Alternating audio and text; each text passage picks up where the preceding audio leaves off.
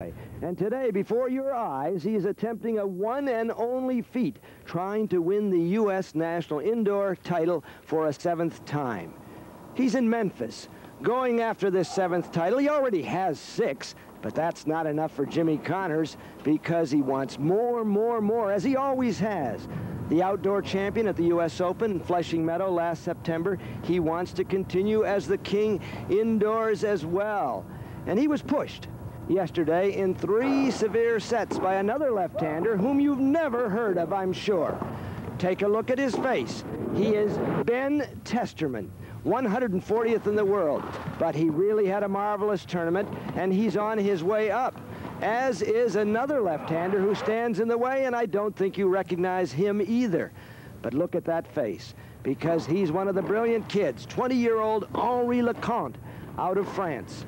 Helped France gain the Davis Cup final in 1982 against the United States. And as he showed last night in defeating Elliott Telcher, he could give Connors problems in Memphis, Tennessee, as Jimmy goes for another title, the 7th. But Jimmy keeps flowing just like the Mississippi River that rushes by Memphis, Tennessee.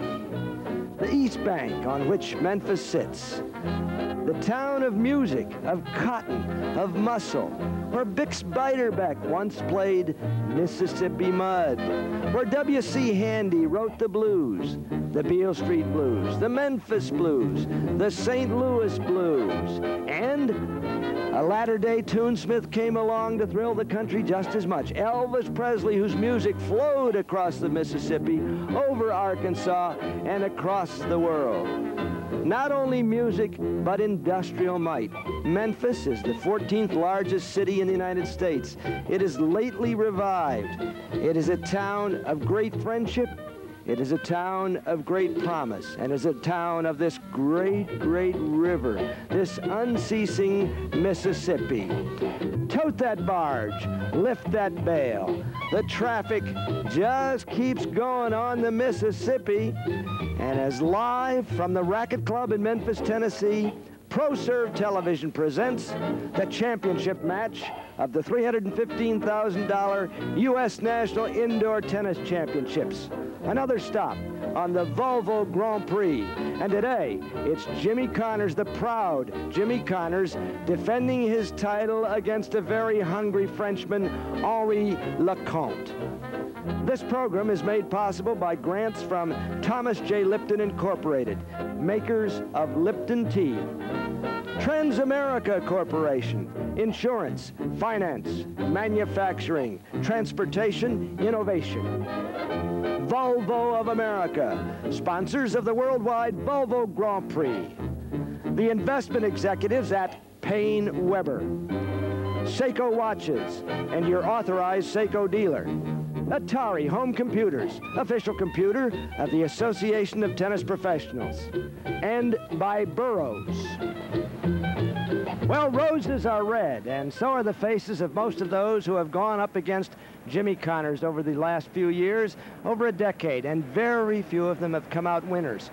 2 days from Valentine's Day, well, Jimmy is no Cupid, but oh, how he has shot arrows into his opponents.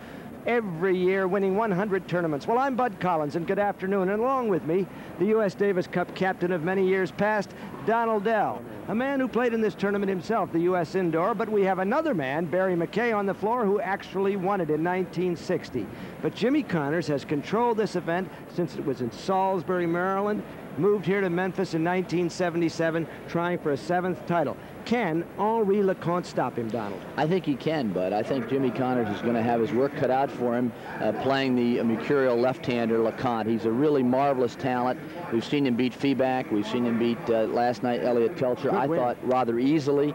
And Leconte, as you can see right there on the screen, is ranked 29 in the ATP Atari computer, but he's a lot better talent than that. He will move way up into the top 15 or 16 after this week because he's played so well here. But I think Jimmy Connors, on the other hand, the defending title holder and would like very much to break his record and go 7 times. And the pressure will all be on him, Bud. He'll have to do some things differently today than he did yesterday. He can't let Leconte, for example, get the first set. He can't let him get ahead of him, because Leconte, I think, is a bit of a front runner. He gets better as he gets confident. Secondly, this is the biggest match in Leconte's career, the biggest chance to win a major title, a national American championship, and he will be a little under pressure, a little tense as the match starts. But he is a great serve and volleyer, and he's one of those few left-handers that can come over the ball on his backhand side. He can chip it, he can slice it, which he likes to do, but he can also roll it, as you see right there. And he can also hit it on the roof. He can go anywhere with that ball. He doesn't know where it's going, and you don't know where it's going. But believe me, he is so powerful and so strong for a 20-year-old. Let's go down to Barry McKay, who won this event in 1960 and is watching from courtside. Barry? Well, we said yesterday this court is playing very slow, and that's going to have a big factor today, because Jimmy Connors will return serve well on a slower court. But Henri Leconte, this is his great opportunity. He's got nothing to lose. He was seeded 16th, and he's a brilliant type of player. He can hit shots from anywhere on the court. He's really what we call a shot maker. If he can, play consistently today at the right time, I think he's got a chance out here. But the most fun is going to be to watch him hit those brilliant shots, and he's going to have to do it a lot more than he normally does. Back to you, Donald. Well, what I liked about Henri Leconte against Elliot Telcher last night was that Telcher had him in trouble several times, and he came out of the toughest spot near the end of the second set. It was a straight set victory with a second ball ace on a break point. He really had to go for it. He takes tremendous risks on that second serve. He's very confident that way. And he was second serving very well last night. They've played once. That was 2 years ago on clay at the German Open. Patty Connors, roommate, wife of Jimmy Connors, and that's about as much emotion as she's going to show. She's well contained as she watches her man go for his 101st professional title. The 100th was the U.S. Open, and this is his first tournament of 1984. It is the second tournament of 1984 for Leconte, who played the U.S. Pro Indoor, and I suppose since we show you Hunter Delatour, center, on the right, Slew Hester. Hunter, the current U.S. Tennis Association president. Slew Hester, the wonderful president who carried the USTA into modern times by constructing the U.S. Tennis Center at Flushing Meadow. And someday, I hope the USTA has the grace to put his name on that tennis center. And, of course, Randolph Gregson was in there, who was the heir apparent, will be the next president of the USTA. And let's go to Barry McKay with Patty Connors. All right, Bud. Patty, I know you watch a lot of tennis, and at this point, right before the match, what's going through your mind? Are you just a little bit nervous, or are you trying to forget about everything? I'm a little bit nervous because I can't remember when the last time Jimmy played Henri was. So I'm not familiar with his style of play, but I'm confident. Jimmy's playing really well, so I think it should be a good day for us. Patty, when Jimmy's in the middle of a match, sometimes I see him look over here. Is it more just for a look of confidence? You're not flipping many signals on how to play, are you? Me? I've only been playing for 2 years. What kind of signals could I give him? No, just for reassurance. All right, Patty. Have a good match. Thank you. All right, back to you, Bud. Okay, we're just getting ready now for the Naval Band from the Millington Naval Air Station here in Memphis to line up for the national anthem, and Carla Thomas will be singing. She enters on the arm of Tommy Buford, the tournament director.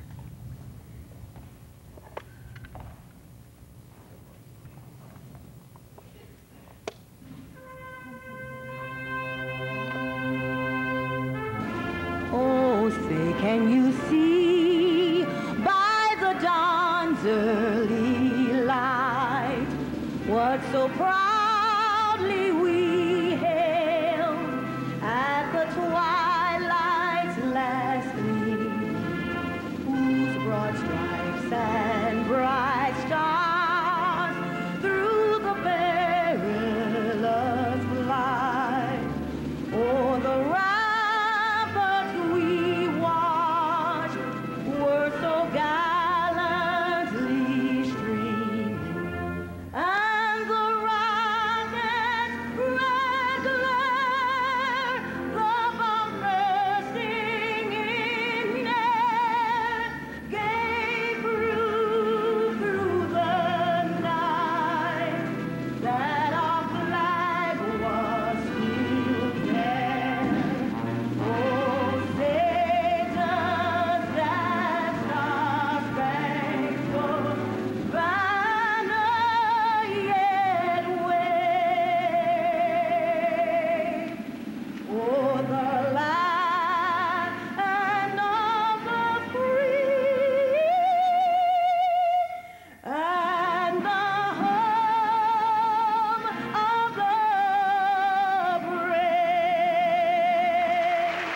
Carla Thomas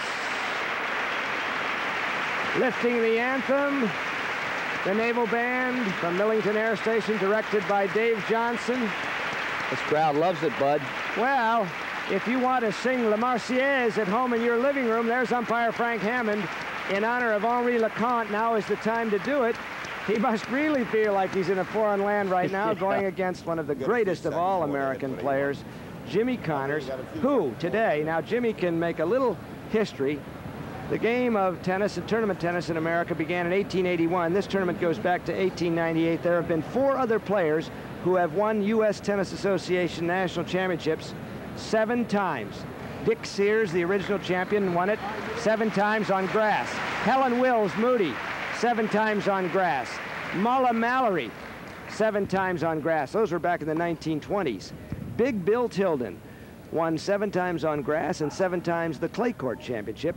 And so Jimmy Connors can join that august group if he wins the indoor for a 7th time. He has won the U.S. Open, the outdoor championship, 5 times. You know, Bud, we've been doing an off. There's Frank Hammond, who will be in the chair. Awfully good umpire. But we've been doing a lot of talking about Henri Leconte because he's new to the American public, and is he talented.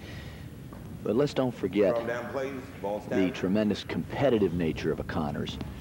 Connors views every match as a job. He likes to play. He likes to compete. Reminds me a little bit of Moses Malone in basketball. He comes to play. Mr. Connors won the toss. Well, Jimmy Connors, and every day to receive, who lives on Sanibel Island off the west coast of Florida now.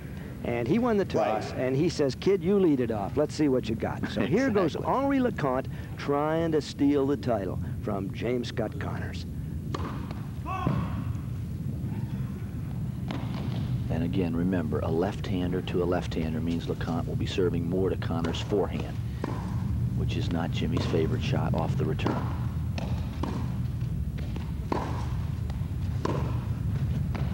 First point to Leconte. Their first meeting in 1982 in Hamburg. Connors won 6-1, 7-6. This, too, is a best-of-3 set match.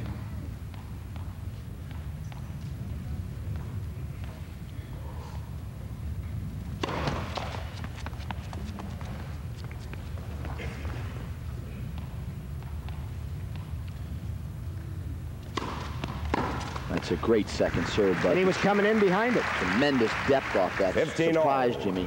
Ball hit right on inside the line. Jimmy Connors with that familiar Wilson T2000 Steely. He says, I'm testing a new racket, but I'm still depending on the Steely. I've only got about 8 or 9 of them left. Woo, what a return. And there's a shot that he made famous, the two-handed cross court. That's what he lives and dies by. 15-30. Let's see it again. This is the Connors trademark. He makes the return, pushes it by Leconte. Leconte pops it up. Now Connors sets up and rifles it cross court. He can catch the ball very early with the two-handed shot. 15-30. Connors the receiver, the champion.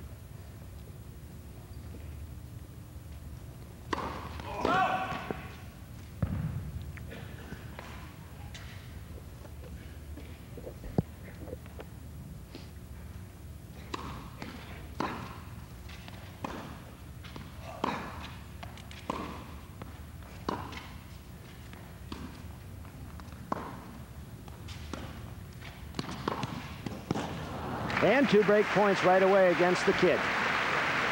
And it wasn't a bad approach shot. 15-14. Low slice. Connors would love to jump on him quickly. Let's watch the replay. Here comes Leconte. Now that ball's short. Jimmy goes behind him. Leconte's there, but off balance. Connors caught that forehand well in front of him, and he's at 2 break points. 15-40.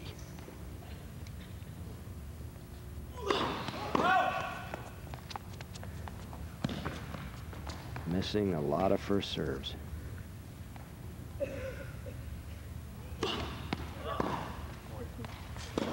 Ooh, inside out, and he saves a breaker. Here comes number 2.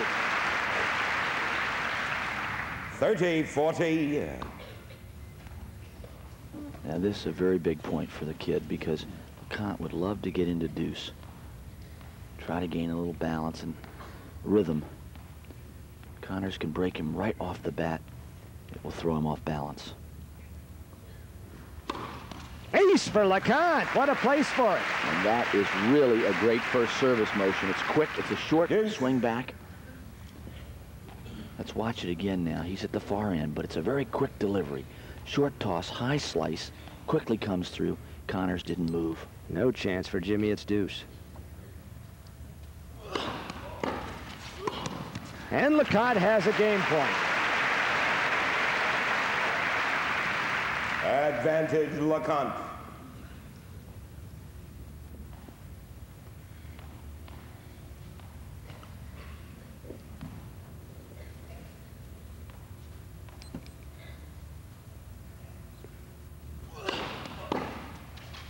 Stays back.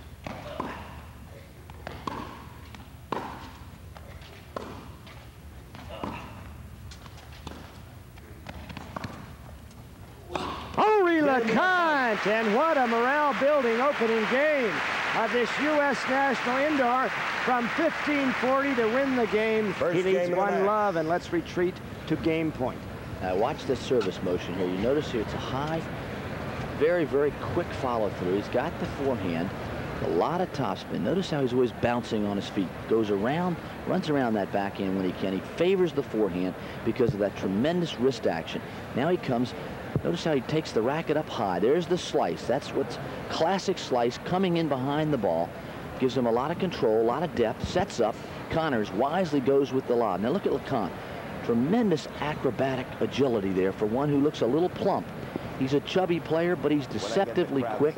And you see how he got here in the semifinals. He beat Odozor of Nigeria, the Duke, 4-6, 6-2, 6-3. Then Tim Gullickson, who earlier had upset Yannick Noah, Leconte's Davis Cup player from France and partner.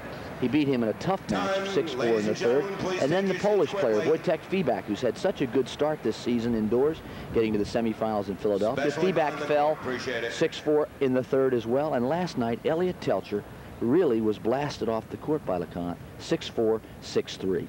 But I tell you, every time Telcher kept getting into that match and setting up break points, and the kid would second serve him right out of the match. Johnny Oklepo, the Italian, was the first-round victim of Connors. Tom Schmidt, the Czechoslovak, the longest tiebreaker Jimmy's ever played. Then Fritz Buning, and then yesterday Ben Testerman in 3 sets, the only player to win a set from Connors. Now watch this Leconte's backhand. It's very difficult to pick. He just swings like that. He's wide, but Connors had no play. 15 love.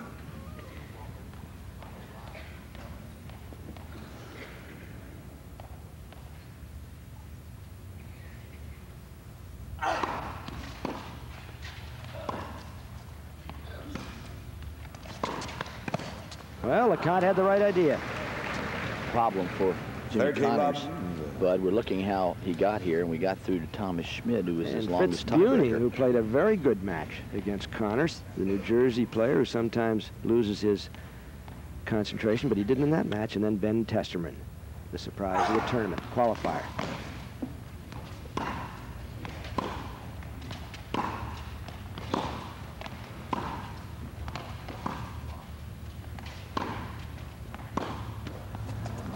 Now there is a careless slap. 40 he didn't move his feet at all for that backhand. You can't afford any careless errors against Connors. He's got to keep the pressure on, and he's got to serve and volley well if he wants to win this title.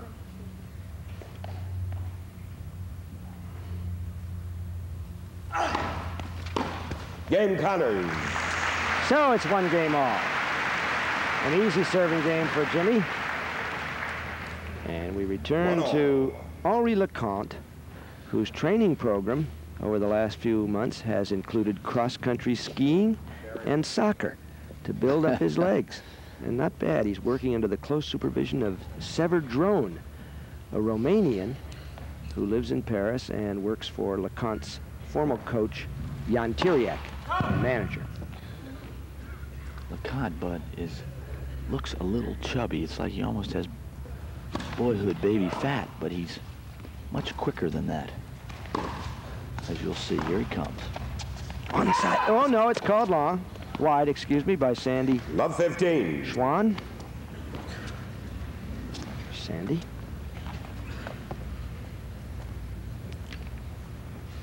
Excuse me, that was Jim Magnus. How could I miss his face? Distinctive.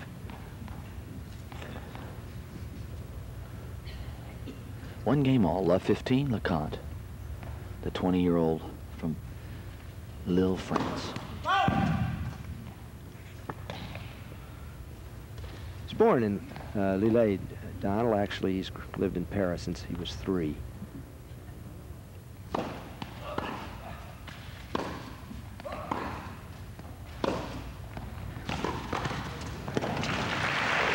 Interesting when you say Connors won his 100th Grand Prix title, beating Lendl at the U.S. Open. And if you put it in perspective, what a record, Bud, because the guy nearest to him is the great Bjorn Borg, and he's only won 62 titles. And Leconte, the server, was the last player to beat Borg before he retired last spring in Monte Carlo, the last pro match at Borg.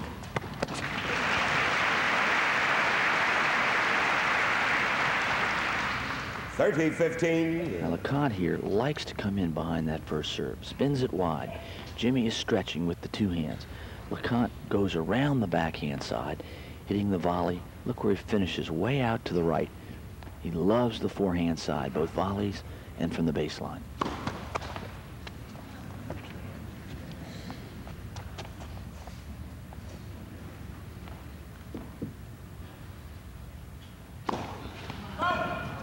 First of the day.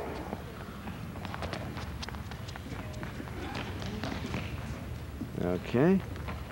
That's 1 ace and 1 double fault for Henri Leconte. There's big wins last year, twice over Ivan Lendl.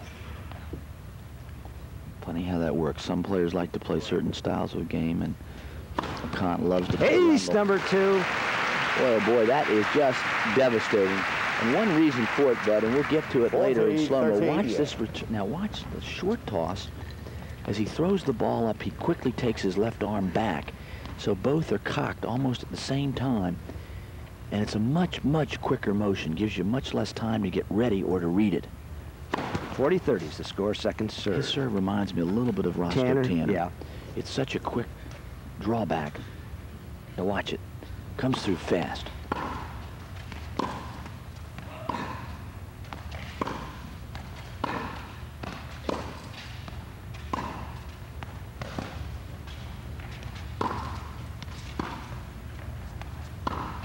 So, Game Henri Leconte, who had problems in the first game with 2 break points, none this time, leads 2 games to 1. As we go to Barry McKay with Sever Dron, the Romanian who coaches Leconte. Sever, a lot of people saying you've been doing a lot of coaching with Henri. What did you tell him before today's match? I just tell him he can beat Connors, you know. I know Connors is a monster of tennis, you know, and it's too difficult for him to play Connors. But I just tell him, you know, sometimes the monster can be down, you know, and maybe I hope it's today. Leconte can beat anybody on a given day, I think, Sever, because he's a very brilliant player. Does he need to become more consistent in your mind? Yes, he needs to be a little bit steady, you know, in his game. When he's playing well, it's marvelous, but he needs to be steady in his game. And I think when he starts to be steady, he's the best in the world after. How about his temper? I know he's had some trouble with that. No, it's just Latin people, you know, and his temper, his play with his temper, like Markin or like Connors, like everybody. He needs that, and he's play with this. How's your old buddy Tiriac doing? It's fine, it's fine. You have some problem with Guillermo, but it's fine. All right, thanks for being with us. Okay. Back to you, bud. So Sever Drone describing the Latin temperament of such as McEnroe and Connors, and also Leconte. Oh, I liked him calling Connors the monster. Was it of the tennis. master or the monster? Both I thought he fit. said monster. Okay, here's Jimmy Connors. It was named, it said as a compliment. But Oh, yes. 15 love. when you won 100 titles, but 100 Grand Prix tournaments, you really are a monster or a master. That's right, either one. And Connors is going for his 101st pro title. Leconte is going for his 2nd. That's where Jimmy is a little weak on the forehand side when he doesn't get 15 all. down on the shot. Stood straight up. Got to get down low and roll it with some little topspin. Leconte won Stockholm 2 years ago. That's his lone pro title. that 2 years ago? About 30-15. 82. Last year he was in 2 finals, didn't win, lost the Australian Indoor Open to John McEnroe in Sydney, and lost Kitzbühel, Australia to Guillermo Vilas. And the roof, I must say, sorry about this, is leaking a little bit, and Jimmy was wiping away some moisture. Heavy rainstorm outside. You mean the house that Billy Donovan built is leaking? We pointed that out to William Donovan, the man who gave Memphis this marvelous club, and it is a friendly, very useful and handsome club. Fabulous. But there was some dripping on the courts today. There's Billy Donovan. Billy Donovan, and he'll be out with a towel any moment if that continues. His game was leaking too, I might add, along with the roof. 40-15 to Connors. He trails 1-2.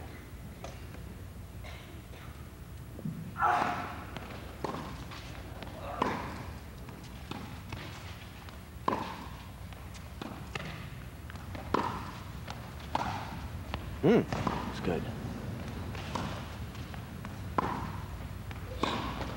So it's 2 games all as Patty Connors with her friend Sandy Harwitt. Patty tries Bud early in the match to establish eye contact with Jimmy, and he will look over there 4, 5, 6 times during a match, basically for support or encouragement, but she always checks him out after every game point to see if he's looking over. 2 games all. Henri Leconte, French Davis Cupper, teammate of Yannick Noah, who has been playing so badly. We'll talk about that, Donald, because I know you're close to Yannick. Oh. And Jimmy catching the ball very early, just bunts it by him. He didn't hit it hard, just met it. And Bud, we're in for a treat here today. This is going to be a good match. Con is a heck of a talent, and he'll have to be to stay with Connors. That first serve has got to hold him even. He's got to serve well to beat him. Double fault. 2. Love 30.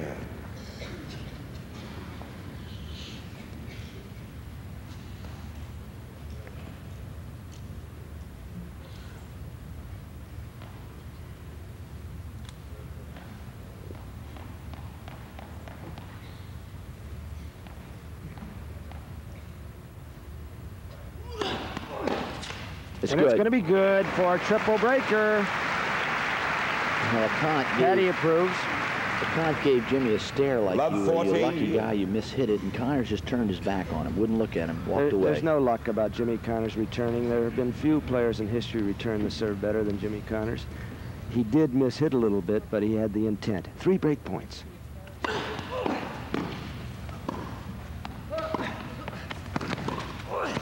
It went through. Connors lost sight of the ball. Well, there's a sense of humor for Mama. Woo! Interesting, Jimmy missed that ball completely. That was a strange shot, guys.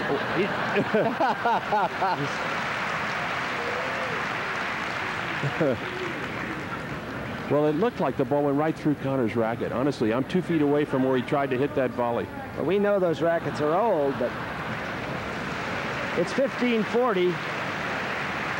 And there are still 2 break points weighing on Henri Leconte. Connors says, don't serve too hard because I might get hurt. Connors wants this point, though. 15-40. 4 inches wide. From one side of the stands, that looked like an ace, but it was long. And the second double fault of the game, 3rd of the match, and Leconte breaks himself.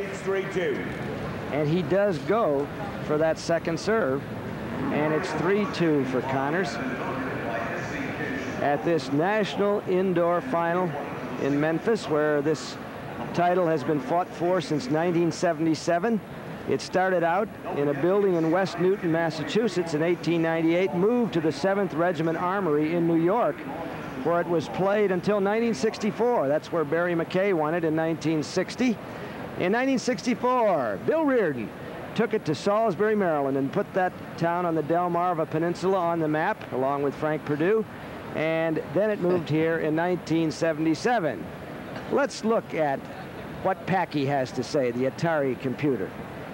Seats quickly, please. Atari ATP computer, they combined together this year to plan on the singles rankings. It's a computerized formula based on the number of points you earn and dividing by a minimum number of 12 tournaments.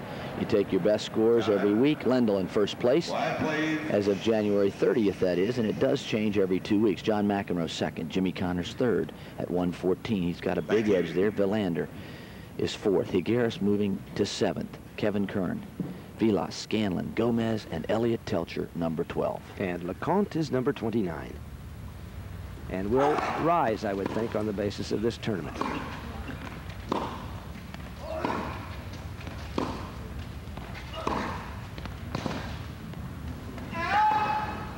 $15. Connors is starting to get a lot more feel, a little more depth. He's playing better. He'll put more pressure on Leconte.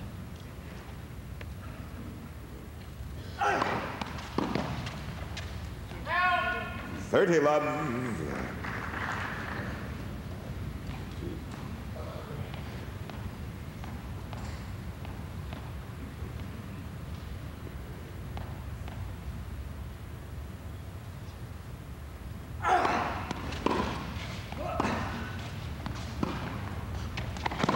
A delayed approach.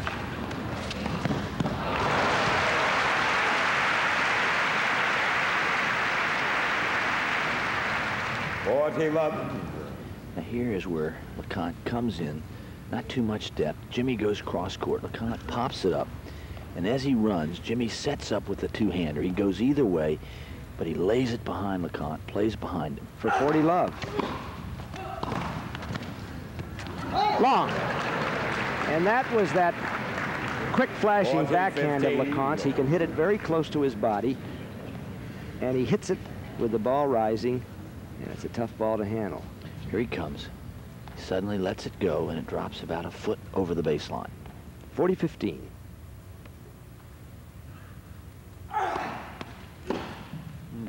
Game Connors. So 4-2 for Connors. Really, Bud, that game, Leconte made two very unforced errors. Connors leads 4-2. Well, that is Leconte's problem, is steadiness, consistency. A little bit like Hana Manlikova, brilliant female shot maker, but if it isn't working, there's not much margin of error. Frank Hammond is the umpire from New York. He's got that time stopwatch going there. 30 seconds allowed between rallies. Look out for the topspin. Leconte was there, but the topspin he couldn't handle.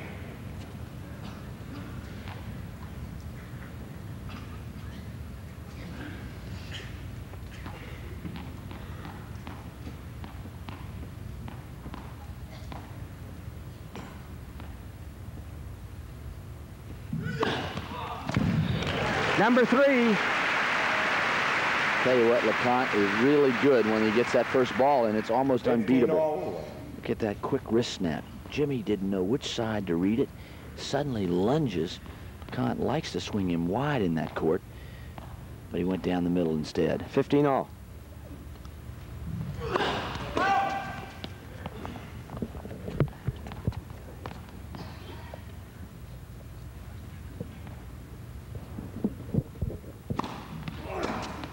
There, Connors attacking the second serve, keeping the ball well in front of him.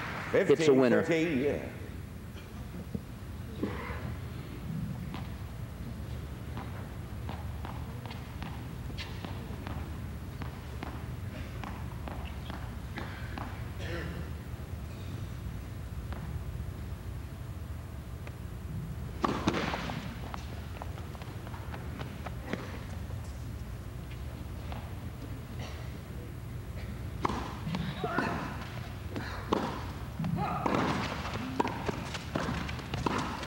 Wide. 30 all.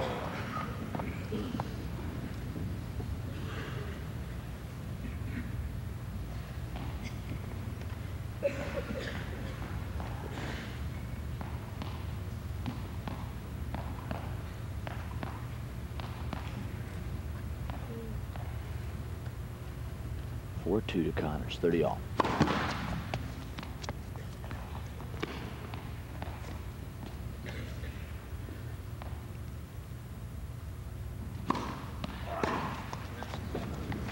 Good kicking second serve. Barry McKay, come in. Donald, it's interesting, the difference in the pace down here today as opposed to yesterday. Testerman's so slow in between points. Leconte really speeds up. I think he's one of the faster players I've seen. Really, he's in a hurry. He likes to play fast. He doesn't like to stop, pause, or think. He just bangs away. No time for thinking. He says his shots are instinctive. He's been coached and managed by the Romanian player Jan Tiriac, who's so successful with Vilas.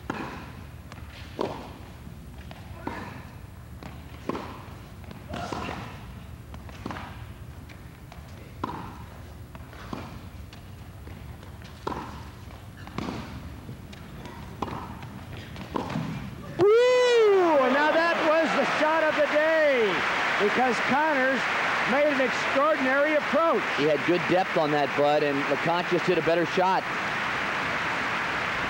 Best shot of the match. Andre Leconte. 4-3 for Jimmy Connors, whose break of serve came in the 5th game. Let's go to Barry McKay with Randy Gregson of New Orleans, Vice President of the U.S. Tennis Association. Randy Gregson, you have seen some great matches at the indoors through the years, maybe more than a lot of people. What comes to your mind as one of the all-time great indoor matches? Well, there have been so many, Barry, I don't know how to answer that. I think last year Jimmy played the Elliott Telcher in one of the best matches I've ever seen, and then Borg had 2 great matches. One against Gottfried 4 or 5 years ago was a great match. But this tournament's just replete with great matches, I think. Randy, the USTA is doing a lot to feed that Olympic competition. When does it all start? Hunter and I talked about it briefly yesterday. Tell us a little more. Well, we start district qualifications in early May, some even in April, to come to the National Tennis Center in Flushing Meadow, New York, for a 128 draw of men and women, well, boys and girls. Then the winners there, then we take 4. And we'll have 2 champions and with 2 wild cards in each division. So we think we'll have a good representation there. Thanks for being with us, Randy. Thank you. Back to you, Bud. Thanks, Barry McKay with Randy Gregson. Of course, Barry McKay thinks the greatest match in the history of this tournament, 1960 final, in which he defeated Dick Savage 6-4 in the 5th. I saw that match, Bud. It wasn't a bad effort by the Bear. Savage was awfully good on boards at the 7th Regiment. He owned part of that court. Now, Jimmy Connors 15-11. does not want to let up 1 iota here at 4-3. He's got the break. He just needs to hold twice. Difference between that court and this one was that there were buckets catching the water and very few lights. Dark and dingy. That's why you serve so well. Indoors at the regiment. I had them dim them right before every match. So Connors has lost only 2 points in 4 serving games.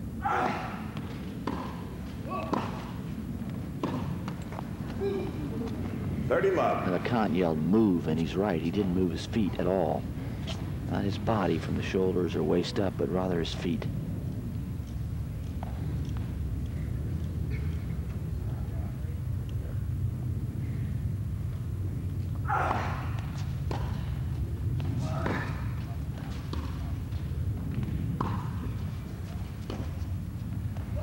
Caught the line, and so did Connors. And boy, he had really good depth and pace on that shot. He swung him wide, but Jimmy was there. Now watch this play. It's a good rally. Connors slicing the backhand for control, keeps the depth. Now look at that underspin. And there Connors on the line, hits that hook shot, and Leconte can't handle it. Second serve, 40 love.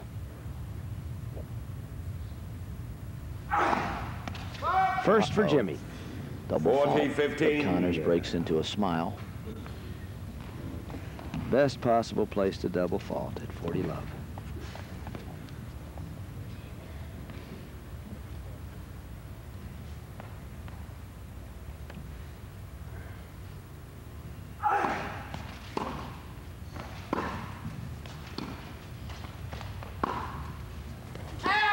Just long, says Ron Violet on the baseline. And he's been overruled by Frank Hammond, the umpire, and so... Scores 40-15. He just overruled him, I guess. He was said overruled. They will play two. So Leconte doesn't like it. I kind of agree with him. That's a very close ball to be overruling. Thank you. But the point will be replayed. It is 40-15.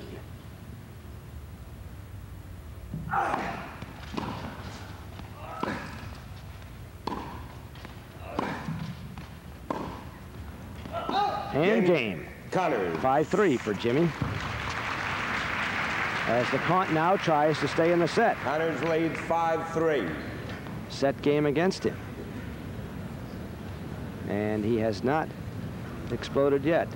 Leconte has hit some brilliant shots, but has made far too many unforced errors.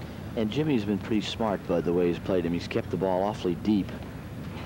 Can't really hurt you if you can keep the ball deep enough. Wide play. 7 unforced errors, says our stats woman, Kathy Andriatis.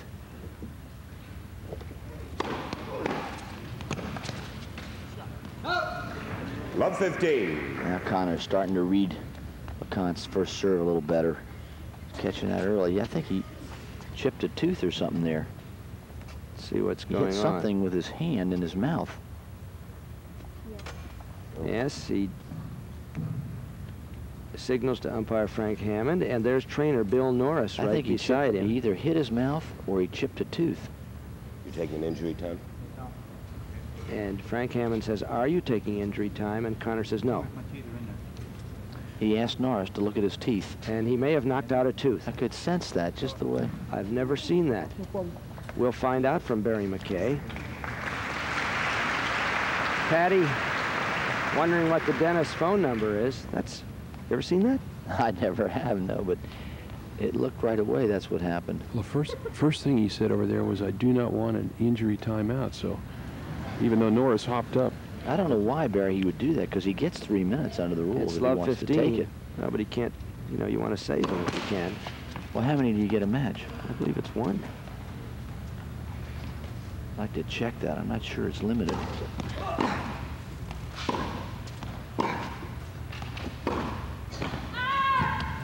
Love 30. So 2 points from set.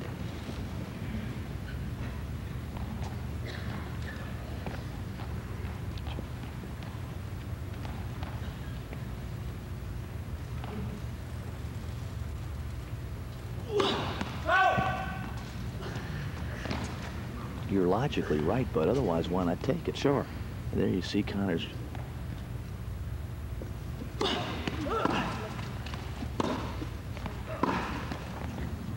$15-30.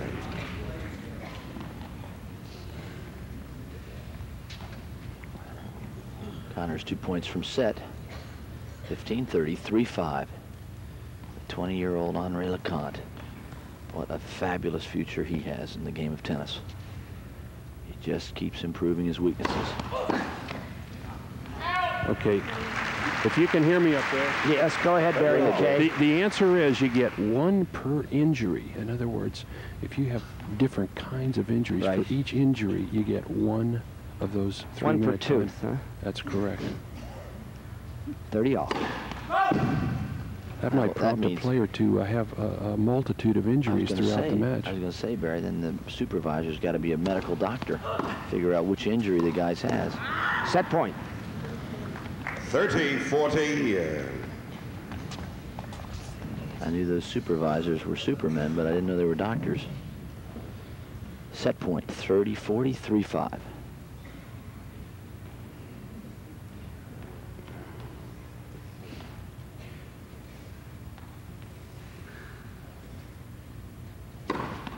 Got the ace when he needed it.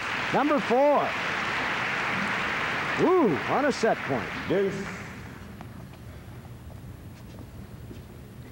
Short backswing, slaps the ball down the center, and it's well in the inside the line. It's due, so Henri Leconte continues on in this set. Within a breath of losing it.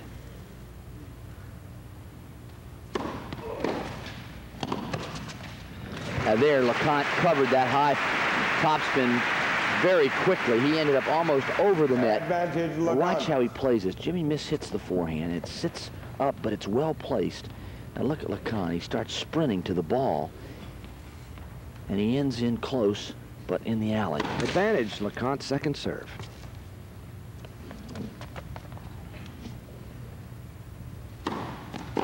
double fault. Ooh. And that is 4 for Henri. And a very bad time for that one. You're serving for game.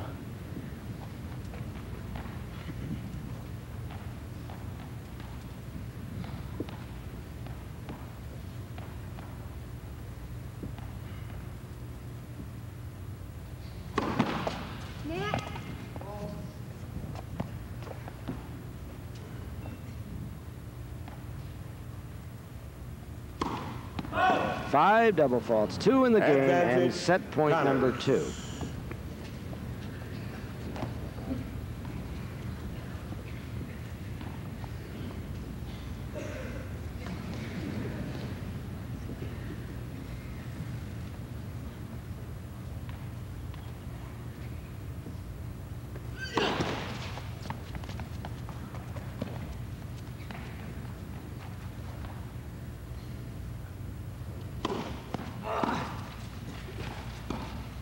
And there goes the set. Game in first set. So Jimmy Connors is halfway 6 games to 3. to his 7th National Indoor Championship. As Henri Leconte had double faulted himself right out of that game with 2 doubles. As we go to Barry McKay with Billy Donovan, the man who built the Racket Club of Memphis. Billy, a lot of plans Tommy Buford told us about these luxury boxes. Tell us a little more about what your plans are. Barry, we're just going to come across the north side and put some executive suite boxes with balconies and indoor closed-circuit TV to just enhance the value of the tournament to a lot of the people here in the city of Memphis. Has Al Davis applied yet? Not Al yet, not yet, but we're looking for him. All right, Billy, what about this great match? I know you have an annual match, and you don't like to talk about it too much. Were there any injury timeouts this morning with you and your partner against Dell and Collins? Barry, we needed a lot of injury timeouts this morning. Unfortunately, we were the losers again, but next year I've decided a new program that we're going to get some TV announcers that we can beat in tennis. So Donald and Bud, goodbye. All right. Billy, how about the tournament? Seems to get better every year. Did you miss having Noah knocked out this year early? Did that bother you at all? Well, it bothered me personally, but it really hadn't bothered the gate, Barry. I think the gate's been better than in the past years, and I think the public acceptance here locally is getting better and better every year. And as long as we get top-flight players like this, even if we miss 2 or 3 of the top ones, it's okay. Billy, we hope we'll see you next year. Thank you, Barry. I hope to see you, except not Donald and Bud. Okay, it's a deal. Back to you guys. You heard that. Why do so many people feel that way about us? It's funny. It's like a disease. It gets contagious. Yes. Well, this is our 15th season together, Donald. We both missed the opener in Philadelphia. You were ill, and I was kidnapped by a WTA terrorist squad in Marco Island. But we're starting number 15. We're pleased to be with you on these public stations. And we've been with 15 years on PBS together. 15 years. Greg Harney started us off on Channel 2 in Boston. Kind of fun. And a little sentimental. Jimmy Connors been winning titles for as long as we've been announcing. We had his first big one, the U.S. Pro, in 1973. He had won a few before that.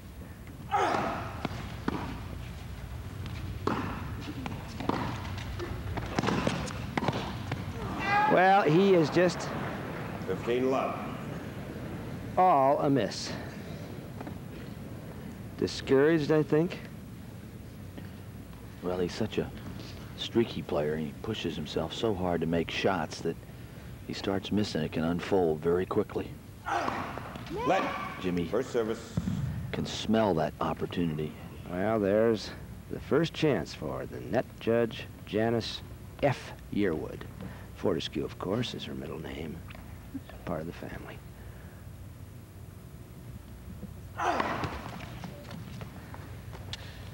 There's Janice. And her sister is also on a line, Karen Yearwood. Down there at the end, on the center.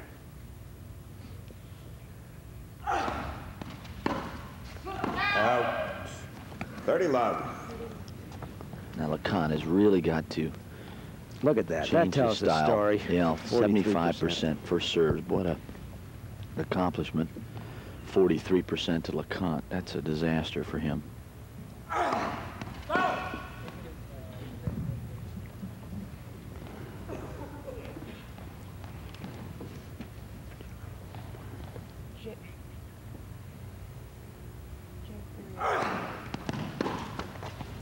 Well, he's just not putting balls into play, and he's cutting his own throat. Because Connors is not overpowering with the serve.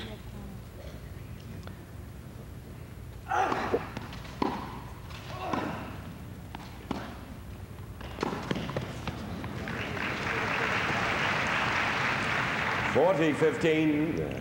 That's only the 4th point Connors has lost on his own serve.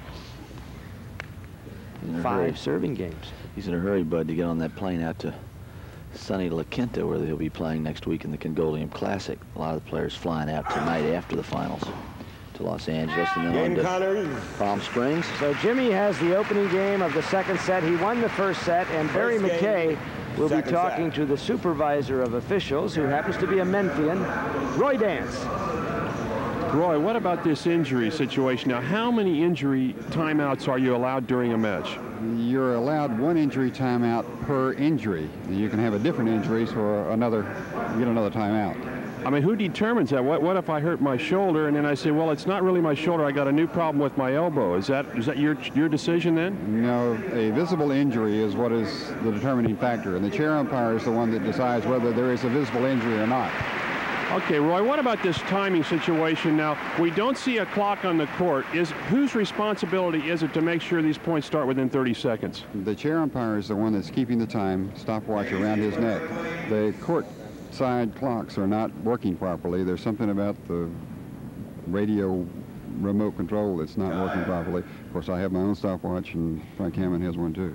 If all of a sudden you're seeing that it's running over, is it your obligation from courtside here to go out and say, hey, let's speed things up? That's right. I have to correct it. I have to go out and talk to the umpire and make sure it is corrected. Okay, Roy, thanks a lot. Thank you, Barry McKay, with Roy Dance, and this is Roy's last tournament as a supervisor. He's moving to Dallas, going to marry. We wish him well. One of the really good supervisors, Bud. The players will miss him. He's very competent, very well liked. Getting married, he will supervise no more. New rule book for J. Roy Dance to interpret.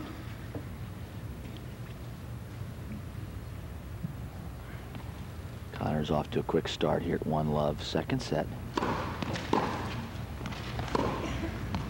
He got the sideline.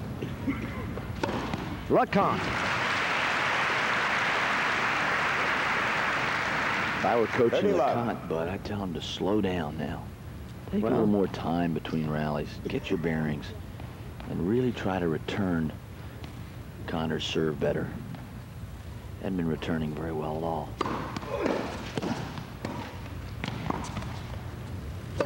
Another overhead. Bounces into the stands off the head of Shirley Simmons. 40-love. Guess she's all right. Roy Dance just added one quick note that if Connors is going to take an injury on that last deal, he's got to do it in the next couple of games here. He can't wait till the end of the 3rd set. Barry, can you find out if Jimmy did indeed lose a tooth in that incident? No, but it was a bridge that came loose in his upper mouth. That was what it was. It came loose. It's a bridge, but it's okay now. Game Leconte. So that makes Henri feel a little better. He had lost 3 straight games. 1-all, 2nd set.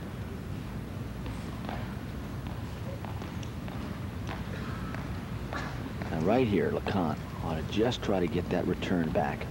Keep it in play. Have a few rallies before he goes for a shot.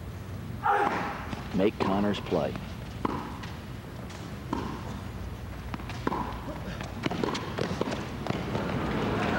Got it! Oh, it's good. And he misses the easy one. He misses the chip approach off the baseline that where it slid off that line. Connors a little winded there. He's going to take plenty of time between these points here. Now watch why. Good volley there. Now watch Leconte, who looks short and chubby, but is much more quick than you would think. And he's doing all the work on this rally. And this ball lands right on the line. Skids. Jimmy pops it up. It's short. 15-love. Leconte missed that return.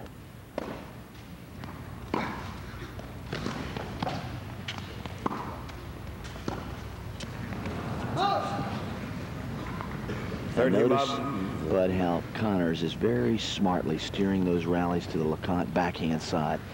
He's keeping the ball deep. He's keeping it to his backhand, which is weaker. He loves to hit topspin forehands.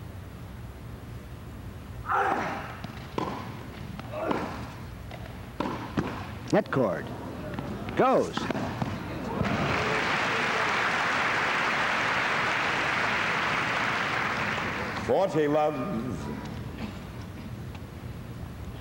Here's Jimmy with the forehand. Looper. Leconte hits the top of the net. It lands. Very high carriage to that. Jimmy's got plenty of time to come in and swoop it. He could have hit it either way. He had him both sides. 40 love. Final of the national. We're tied at 6. Chip Hooper, Johan Kriek, Tim Gullickson, and Heinz Goodhart of Switzerland with 32 points and is in the 11th spot, as they will be finishing the Volvo Masters. The top 12 point finishers at the end of the season play in the Garden. And Heinz Goodhart is always up there in the doubles standing as well. He's in the doubles final, the Donovan Cup, that goes to the winner of the U.S. Indoor Championship, named for Billy Donovan, of course. Goodhart is in the doubles final with the Czechoslovak Tom Schmid. They play against Americans Fritz Buning and Peter Fleming, a couple of New Jersey guys who overcame the Gullickson brothers, Tim and Tom, last night, 6-3 in the third set. Gully's had a couple of match points, yes, they did, in the second. But Buning and Fleming prevailed in a very good doubles match. What a menacing team they are. They are so big, so powerful. Ace. 15 love. So that's 5 for Henri Leconte.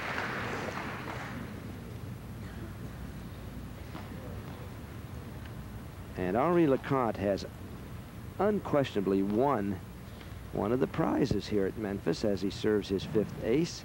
That gives him 37 for the tournament, and it wins him an Oriental rug that Sarkis Kish, the local rug man, donates. He gives 1 rug to the winner of the tournament and 1 to the server of the most aces.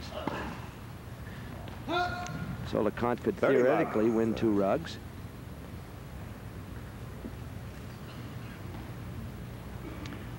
Behind him in aces with no chance to catch up, Tim Gullickson, 24, Ben Testerman and Fritz Buning, 21 each. Connors had 5 yesterday, which is a big match for him. That was against Ben Testerman. The roof is leaking into our booth, Donald. Yeah. To wear your sou'wester.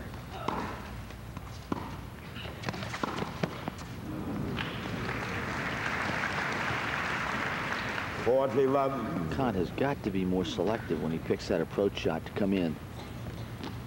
Now watch that quick backswing. Rotates his shoulders. Jimmy bouncing, sets up for the forehand there. Comes across the ball. Leconte moving around to hit the forehand. Loves that. Ace number 6 for Henri Leconte. This crowd always favoring the underdog, cheering for Leconte to stay in it. He stayed with Connors to 2-all in the first set and then won only 1 more game. He has not bothered Connors at all. Connors has given up 4 points in 6 serving games.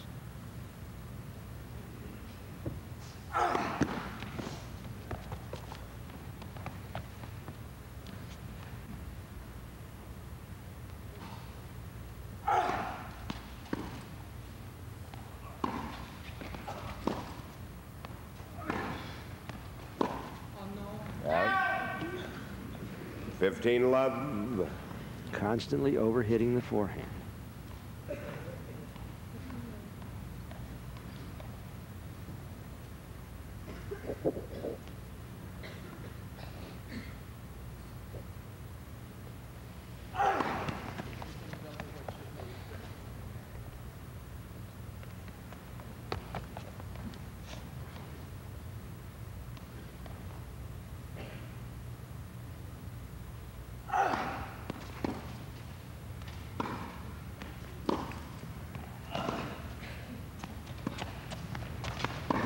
Mm.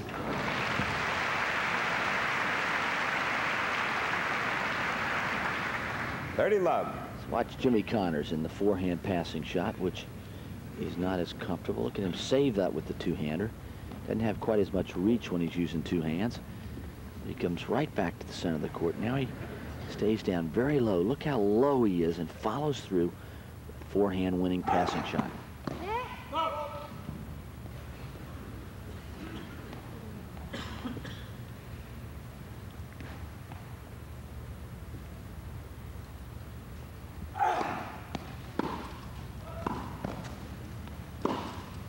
Well,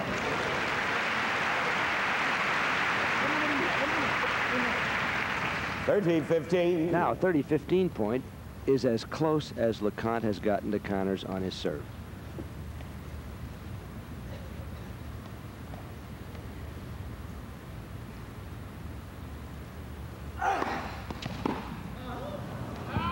(40-15).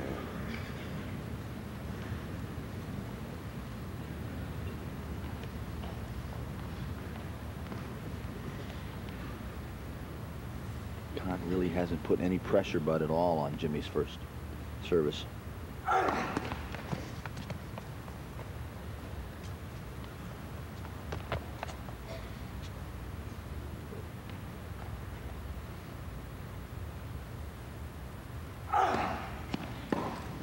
Very bad. So 3-2 as Leconte has been like a statue receiving serve, not moving his feet.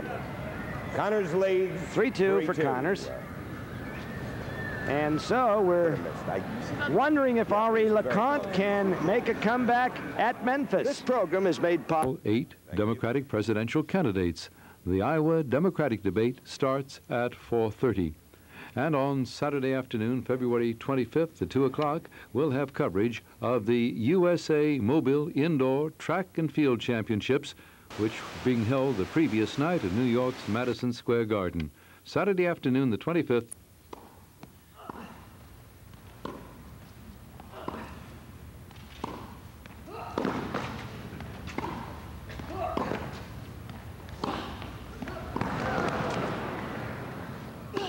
Leconte winning the first point of the 6th game. He hit that overhead butt on the baseline. He didn't have to play that ball, but he got so carried away. Watch this rally because it's one of the best of the match. Jimmy saves one. Now look at Leconte. Rolls the backhand. Connors struggling, pops it up. It carries deep. Look where Leconte hits that overhead. 15-love. Jimmy Connors, the receiver, leading 6-3, 3-2. Best of 3 set. And there is ace number 7 for Henri Leconte, who has hit more winners. Spins it down the center. Than Connors, but the tale is told. Leconte's very low serving percentage in the 40s, and he has made twice as many unforced. Another ace, number 8. 40-love. Leconte has committed 15 unforced errors to Connors' 6. I'm Bud Collins with Donald Dell and Barry McKay. 87th running of the U.S. National Indoors. And a strong game, perhaps the strongest of the match for Leconte as he gets to 3-all.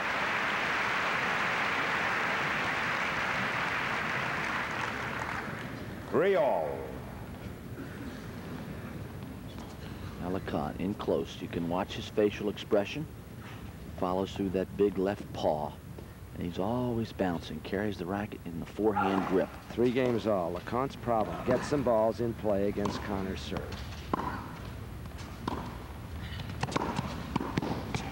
Now Jimmy's keeping that passing shot very low. Leconte hits the ball awfully flat off the volley. Not too much spin for control.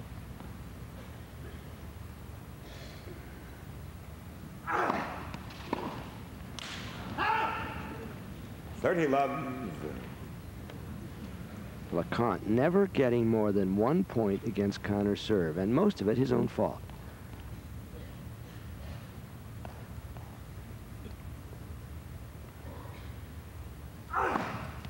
Hey, Connors has an ace. That's number 1.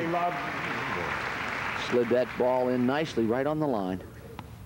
As we've said before, Connors plays better when he is more aggressive on his first serve.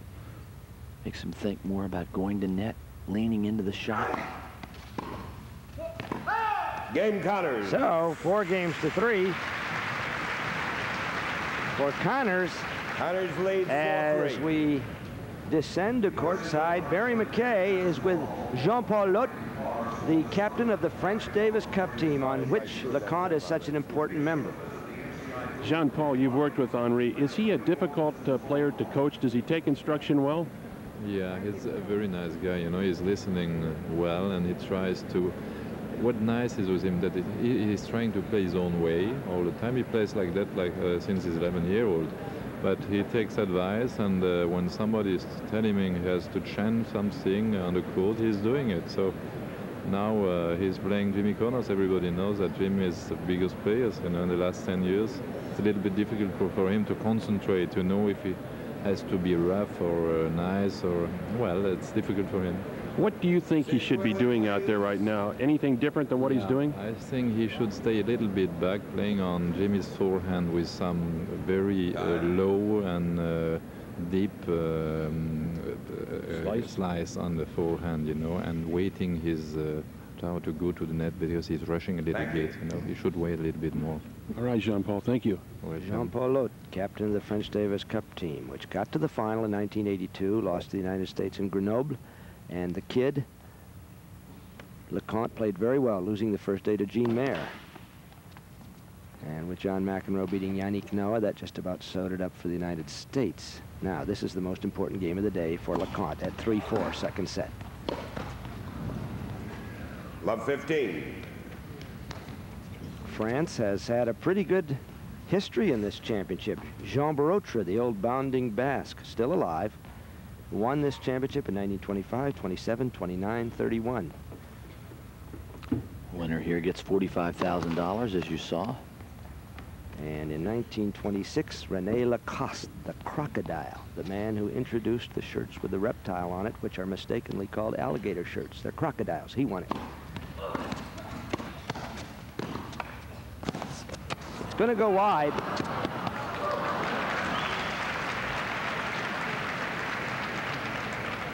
Love 13. Now Connors making his move. 3-4, love 30. Perfect time to break if he can. Leconte needs a first serve right here. Now will he come in on the second ball against maybe the best return of serve in the game? Ooh. He does, and he does it well with great depth. A service winner 15-13 on the second serve when Leconte needed it, as he frequently did last night in beating Elliott Telcher. Leconte upholding France. The #2 seed in the tournament, Yannick Noah, played terribly in losing in the opening round to Tim Gullickson.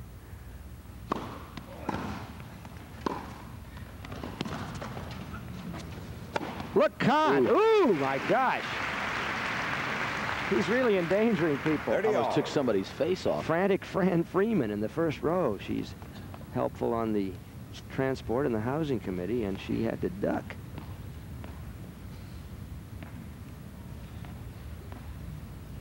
$30 all.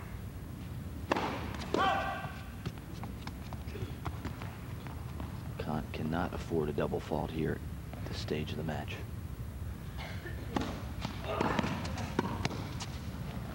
Oh, he caught the baseline. Connors did not agree with that call at all. Right on. I saw it on, Jimmy. And you hear Hammond's response. I saw it right on. Sorry. 40-30. Well, it was a big decision for Henri Leconte. Kevin Cowan on the baseline made no sign, so that showed that he felt it was good. Connors is showing you where he thought it was. But Hammond backs up the baselinesman, as I think is correct on a close call. Let's see if we can pick it. Here's the punch volley. That's too far away to tell, but Kevin Cowan has called it good on that baseline. 40-30 second serve. Jimmy quickly said there, from the baseline in, it's good. When it lands behind there, he says to the linesman, that means it's out. Double fault. And double fault. #6 for Leconte. Connors very hyper right now because he knows this is a critical game. We're deuce. 3-4, second set. Connors has the first set.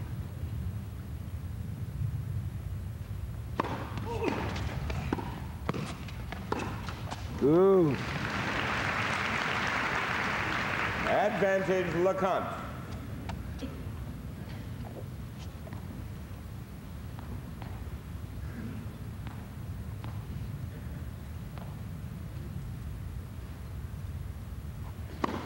And Leconte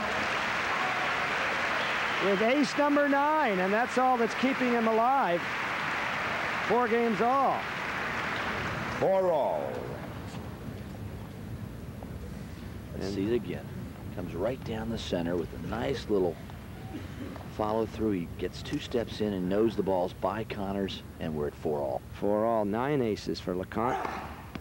It's a lot on this court, Bud. Yeah. Against a damn good return Now, serve. this is the best chance Leconte has ever had against Connors' serve. Love 15. Only to win the first point. Yeah, yeah.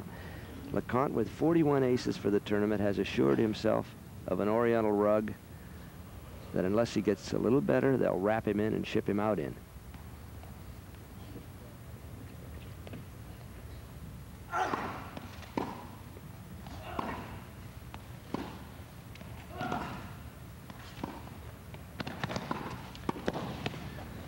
On the baseline. And Leconte has love 30. This is the first play he's had today in over an hour.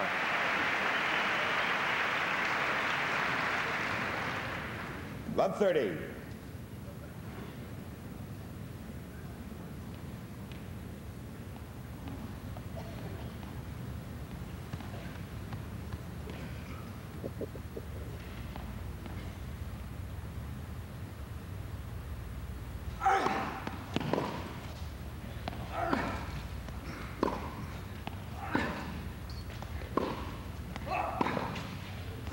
That is wide, and suddenly Jimmy Connors is confronted with his first break points of the day, and 3 of them in a row. And this will test his will. At 4 all, love 40. Place a server hates the most. The first point when you're down 3 break points.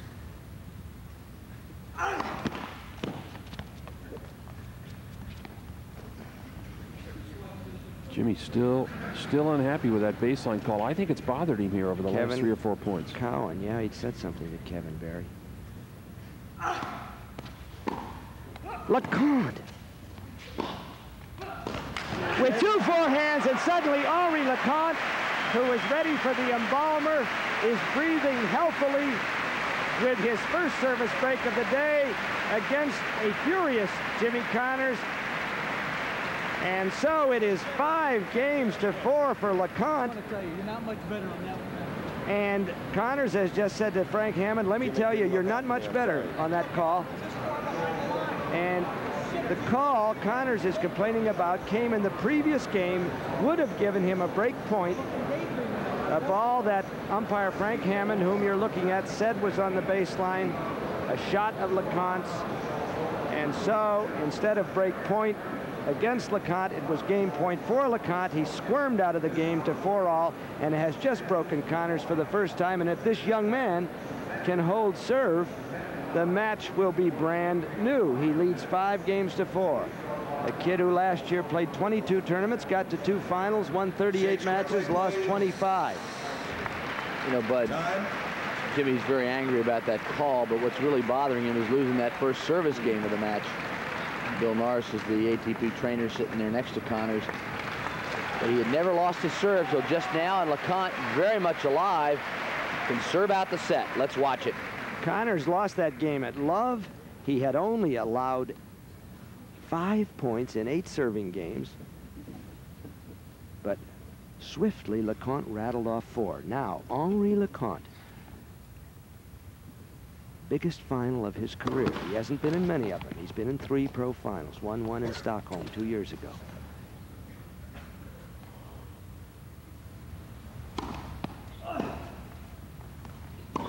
Woo! That hurts. Love 15. Leconte better be careful, because Jimmy Connors will break back quicker than you can say his name if he can get a couple of good returns. Heavy point now for Leconte. He's up a break, going at 5-4, but it's love 15. That last ball, Bud, was just about 3 inches off the surface. The ball that Connors hit stayed extremely low. Difficult shot for Leconte to handle. Woo. 15 all.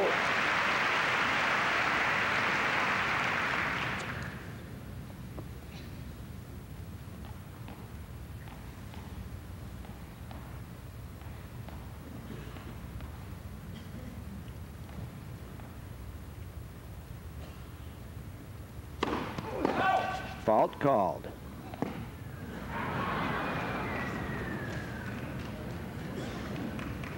By Gene Rayford, the new line crew. Ben Hale had been calling the service line.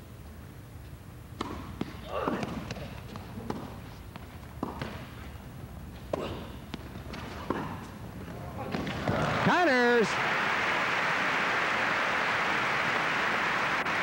You give him an opening, he takes advantage. 15-30, yeah. Got that short ball here. Now watch on the lob. Connors goes up high. Leconte is caught coming in. Hits off balance. He's a little short. And watch Connors. He just leans into it and rolls it down the line. Leconte racing after it, can't cover. 15-30. Fault's the call. No, it's a let. Well, she called net because it touched the net, but fault was You're right, called. it is. Second ball. Connors with a big chance. That's wide, and boy, that hurts. A second serve. You hit that ball too early. Bud mistimed it. So Leconte, 2 points from the set.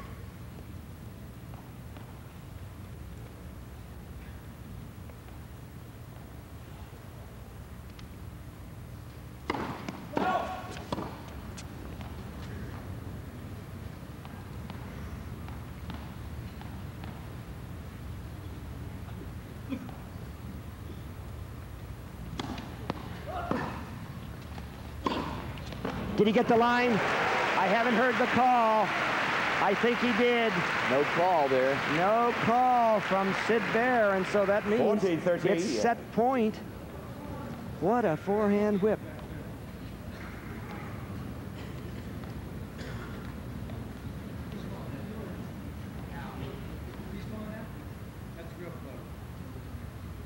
Connors disturbed by some of the calls, but it's set point for the young Frenchman. And set. The match is dead even. Henri Leconte, who seemed ready to be carried out of here on the Oriental rug that he has won for serving 41 aces, suddenly snaps to, breaks serve in the 9th game, and let's look at set point once more. Point, he goes right down the center. Jimmy's there a little late. Hits it off the throat of his racket. It ricochets wide into the doubles alley. And now Leconte is taking a breather back there. 1 set all. Something's wrong with him, bud.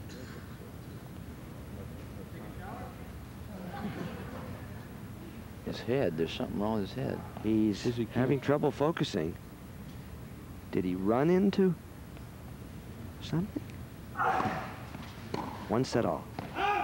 Connor says, what do you want to do, take a shower? Now, something is bothering Henri Leconte's vision. I don't know whether he has a headache, whether he hit himself with the racket when he jumped last time at the set point. Let's try, maybe we can replay that set point and see if we can pick something after this game. 30 love.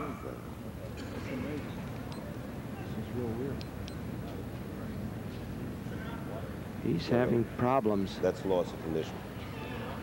Jeez. Oh. I hope there's a doctor. Bill Norris moving. Connors is going to be the first one there.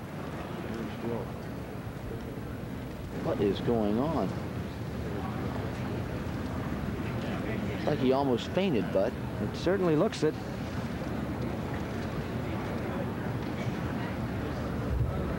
Roy Dance, the supervisor, is there. A linesman appears with some water. Bill Norris to the right. Bent knees is the tournament trainer. Am I right?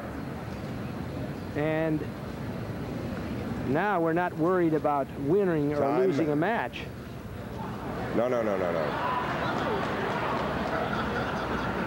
Some laughter, but I don't feel very good-humored right here. Is Frank Hammond saying a word? Please don't laugh at this point. This is serious. Well, why are you saying time? I mean, ridiculous. Sitting there like he's got 3 minutes. Now, there's a physician on court. I'm sure that gentleman bending over Leconte. Code of conduct, delay of game. Now, Hammond has to call this. Hammond No, this is loss of condition, ladies and gentlemen. Sever Drone, the coach of Leconte. I know we all sympathize, please. He must go through the stages Leconte is involuntarily delaying the match. Quiet, please. But why isn't So it an there's a injury? warning. Why isn't it an injury with a 3-minute timeout? Well, we're going to find that out. That's but Hammond, ridiculous. the umpire, has to go through these stages, Donald. Well, it depends on the nature of the ruling. Right, but I mean, Code He of doesn't, conduct. he doesn't have to call a delay of condition. Violation. He called an injury. Point. Guy falls over. Time delay. well, Mr. let's Leconte. listen to Hammond. It's now 40 love for Connors. That was a point Nobody's penalty. being a bad sport. It's part of the code, really. So Jean-Paul Lotte, this is one of the most bizarre situations we've ever covered. Here is a man in trouble on the floor. Frank Hammond, the umpire, is going to come in for a lot of criticism, but he's only doing his duty. He has his stopwatch. And Barry McKay, if you can hear me, when you get Roy Dance, please ask him why that is not a delay due to injury as opposed to change of conditions. It's all what the chair umpire rules, which determines what happens. It's the craziest thing I've ever seen. now there is game. First game violation. called for Game Connors.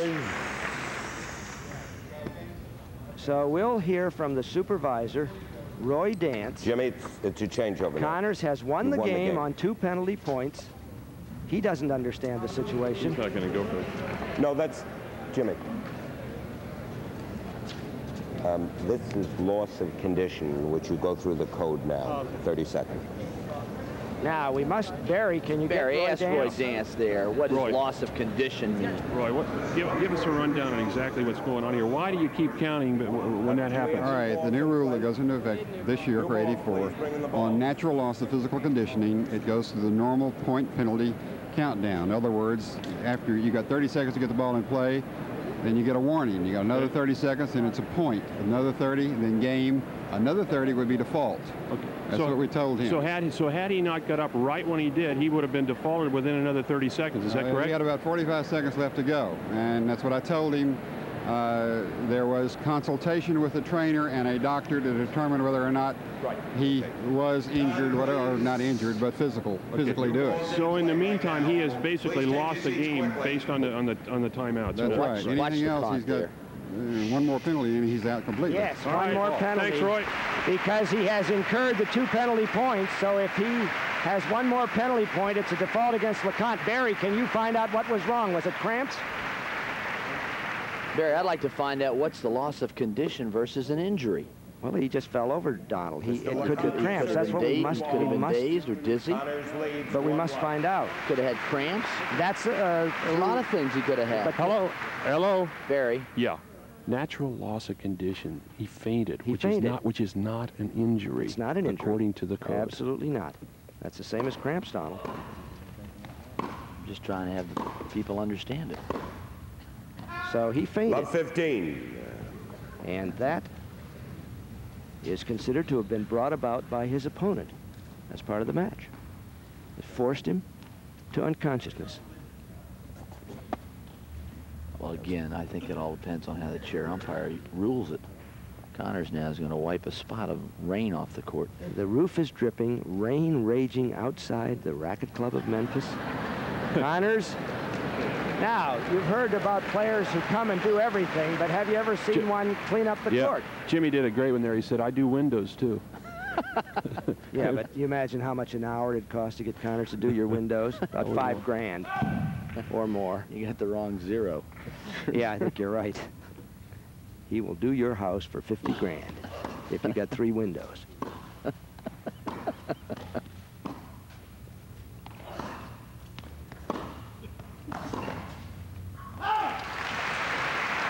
That is the strangest thing I've ever seen in a match. Yep. 15-all. He just fell right over. It reminds me of the case in Washington. We did that 5 years ago. that was Victor cramps. Pecci. Well, Yeah. cramps and fainting, same thing, Donald, in the interpretation.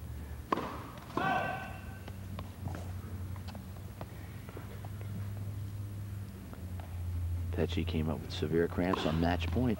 Against Vilas. And he lost the match. He couldn't play the last point. You know what's interesting about 30-15. Leconte's first game? Maybe he thought, well, Jimmy's serving anyway, so I might as well take a little break here and get up. Do you think he pulled that one off? I thought he Looked pretty real toppled to me. pretty realistically, Barry, but you are a good reporter to The be cynic. skeptical of everything. The cynic from San Francisco. The main thing is he's all right now. Connors, and you hear Leconte say, oh, yes.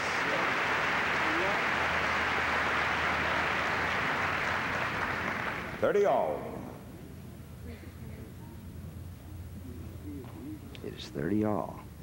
Connors winning that first game on the point penalties, leads 1-love in the third. And Leconte must try to focus very hard here.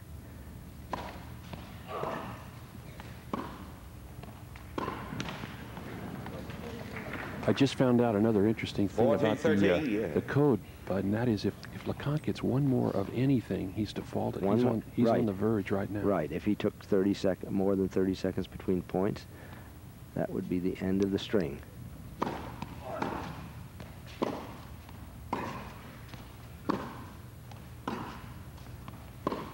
Nope. Deuce. Big game for Leconte if he can hold serve and regain his equilibrium. He fainted in the first game.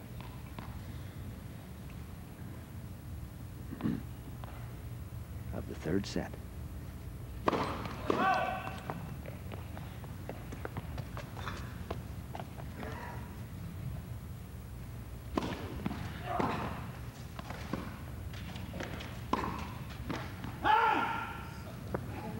Advantage Leconte. Leconte has picked up his serving. He was way below 50% for the first set and a half.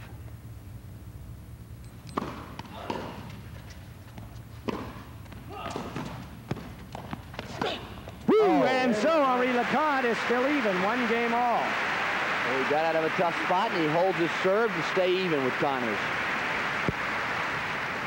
1 all. Right now, I think Jimmy Connors is an angry man, although he has outwardly entertained the crowd with a few gags. Feels he got bad line calls in the first. Suddenly, his opponent keels over.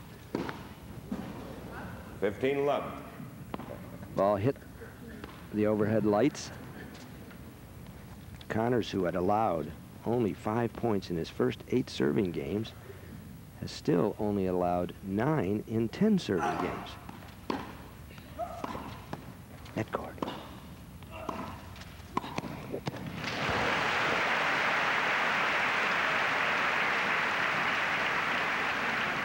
$15 all.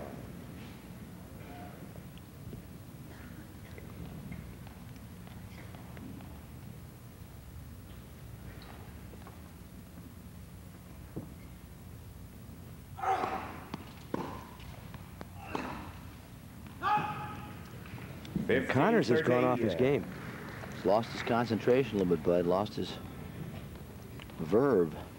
He's only had 2 difficult games against Leconte. The 9th game of the second set, which he did lose his serve for the only time, and right here at 15-30. Can't do anything.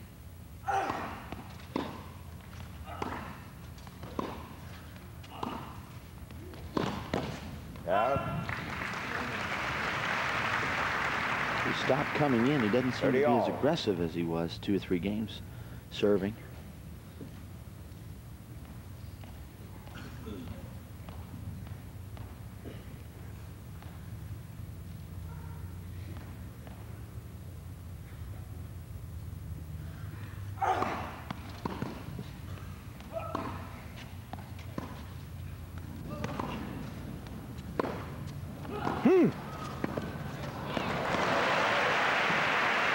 And Leconte has a break point, only his 2nd of the afternoon. When you talk about a shot maker, there you see why he is called such. On the baseline, he hits a flick shot, and then he comes in and punches the volley from an awkward position. And Leconte, who keeled over, is within a swing of taking the lead in this match.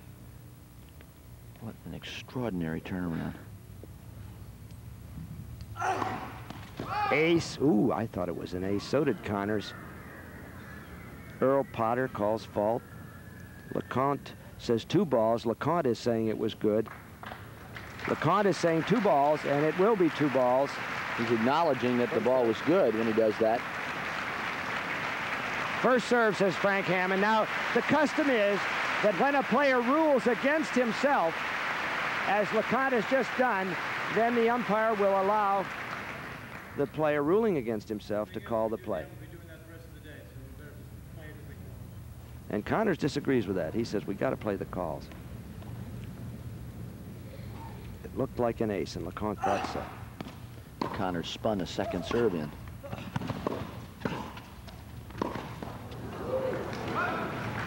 Interesting there. He thanked Leconte for that and then said, let's play to the calls. So we'll be doing this all afternoon, he said. Well, of course, Leconte ruled against himself, you might say half-heartedly. If he said the ball was good, then it's an ace. Well, not really. Hammond's got the guy in the chair has got to make that determination. This has been a wild and woolly one. It's deuce, nonetheless.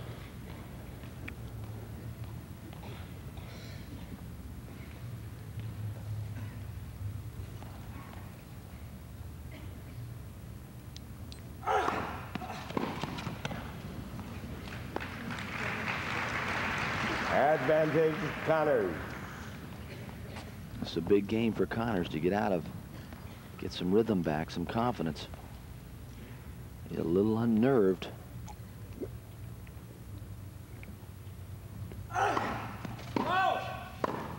Jimmy wants this game right now. Second serve, add out. Add in, excuse me, to Connors. Got the line. Whoa. There's an amazing return of serve. He just flicked his wrist, it dropped on the line. Second deuce. Henri Leconte still blinking as though he's having trouble pulling his brains together. Who needs brains? Just keep swinging, kid.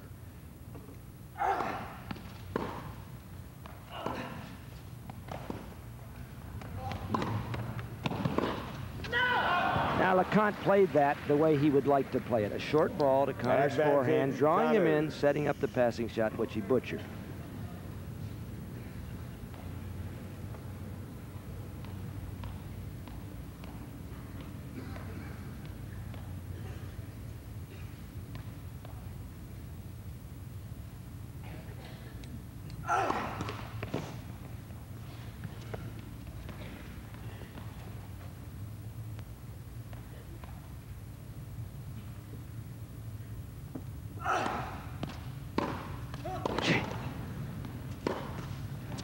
Got the baseline.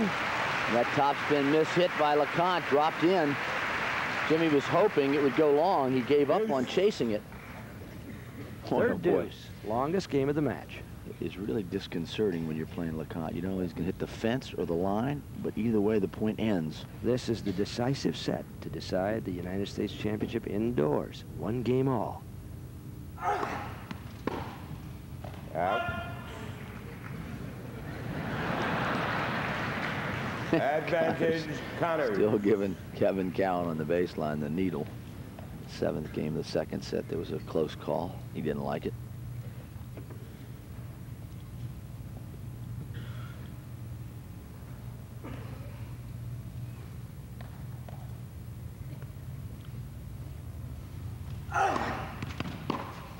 So Connors has the game, 2-1.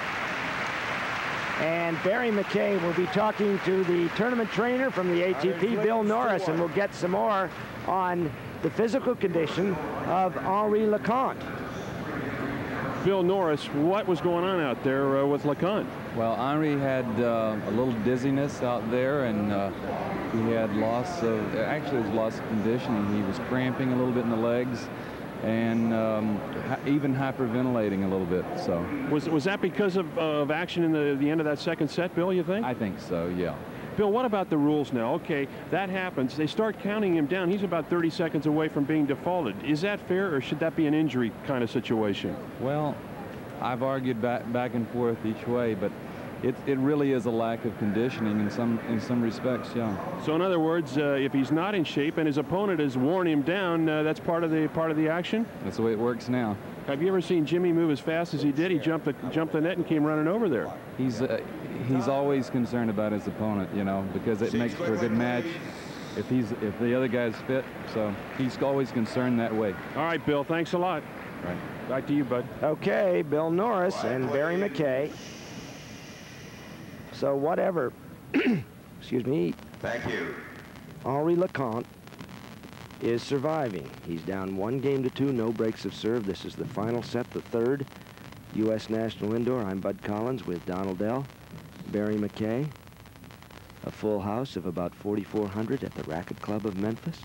Rain on the roof and torrential strokes inside. Love 15.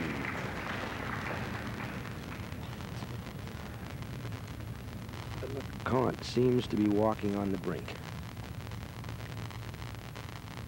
He's such a spacey guy, you don't know what he's going to do.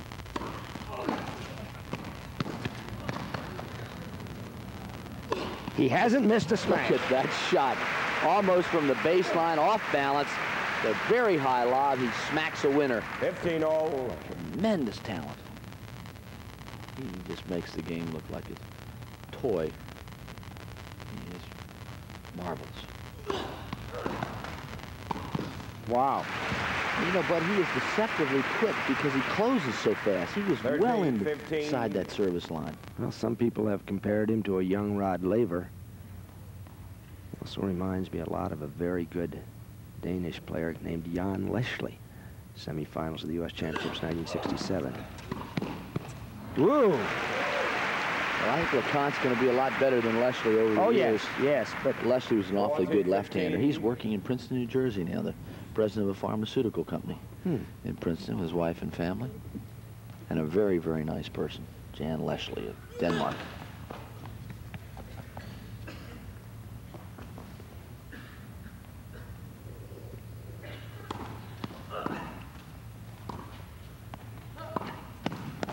So it's 2-all. Shovels that short ball way out.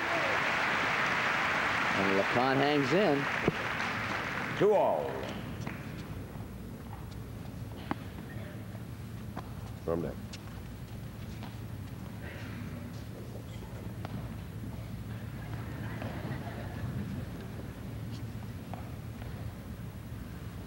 Connor's the server. Well, Leconte 15 love. has hit the roof twice with returns, and I think that's a record at the Racket Club of Memphis. The ceiling about 60 feet above us.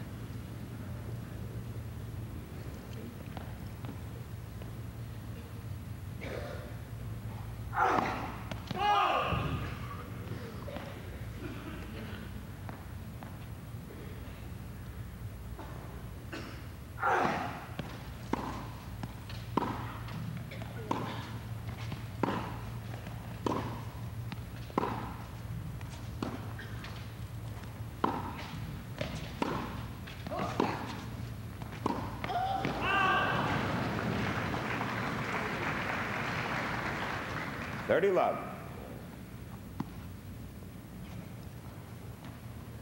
Connors with his head bent low there is a study in concentration. Just trying not to let anything bother him. Just play out the points one at a time.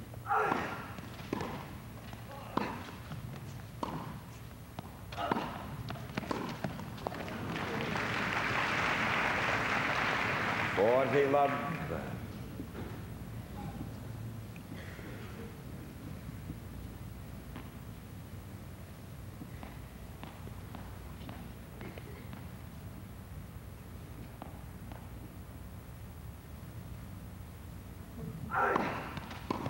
And a love game as Connors returns to strong serving to take a 3-2 lead. Jimmy Connors, who has been pushed to the distance twice in winning his 6 titles in 1979 in a best-of-3 set match. He beat Arthur Ashe 6-3 in the 3rd set. We televised that match. And in 1975, he beat Vitas Gerulaitis 6-love in the 5th. And now let's go to Barry McKay with one of the great presidents of the U.S. Tennis Association as Henri Leconte goes topless, Slew Hester. Slew, they say this is a house that Billy Donovan built, but you built a thing up at Flushing Meadow called the U.S. Open site. What's going to be happening there this year? Well, because we're going to have the U.S. Open at its usual time, the last week of August, first week of September, but we're also having the tryouts for the Olympics there, which I think is a great thing to make use of the stadium for amateur athletics. Slew, what's your feeling about the Olympics? We talked earlier, it's under 20, and yet there's going to be some professionals obviously playing this year. I've been very much against it because I think that everybody should play on the same rules, and I don't think the Iron Curtain countries play that way. Slew, I hope we'll see more of you. We're about ready to start here at the U.S. Open this year. Yeah, thank you. Thank you, Barry. All right, Bud, back to you. Thank you. Slew Hester out of Jackson, Mississippi, under whose tenure as president of the USTA, the U.S. National Tennis Center was constructed in Flushing Meadow, which brought a whole new era to American tennis. And it was a great break for the tennis-loving public who finally have room to move around. 15-11. And for Henri Leconte, who is playing in his first national final of any sort. This, for a country he's visiting, the United States. He's hanging right tight to Jimmy Connors with ace number 10.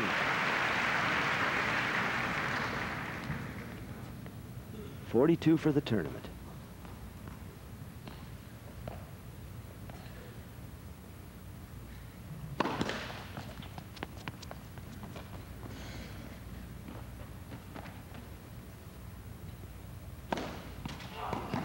Boy, what a kicker.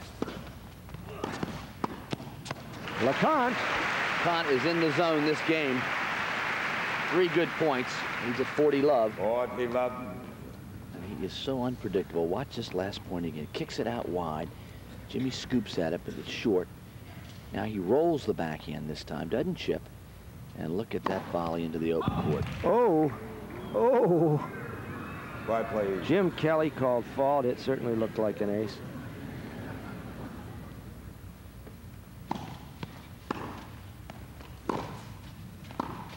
Game Leconte. 3 games all, and now it's become a battle. Who would have thought it in the first set when Connors won 6-3? Seemed to be having his own way, and even when Leconte caught him in the opening game of this 3rd set, this final set, this decisive set for the title, Henri Leconte fainted on court and was nearly defaulted, waking up with 45 seconds to go before he would have been tossed out of the match, loser of a default.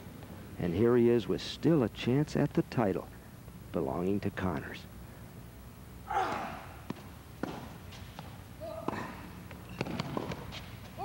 Skyhook. But we should explain, Bud, the basic point of the rule is to keep somebody from stalling. You got to keep playing after every 30 seconds. So when a guy falls over with cramps or faints, they say that every 30 seconds is a point penalty, and then a warning. Then he had 2-point penalties, which gave Connors the game. The incident occurred with Connors serving at 30-love, and then the next one would have been out. A default. But we're dead even, 3-all. Final set, 15-love.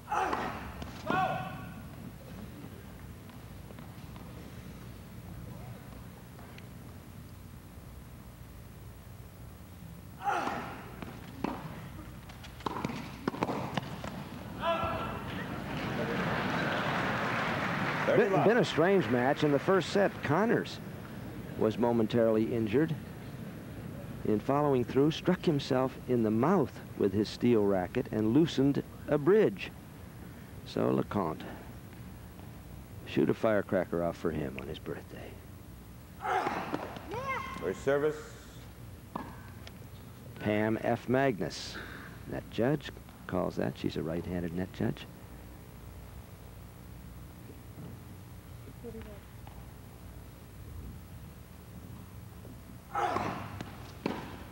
Net cord. And it helps Leconte. Stopped dead. Didn't come up very high. Jimmy tried to roll forehand, and it netted.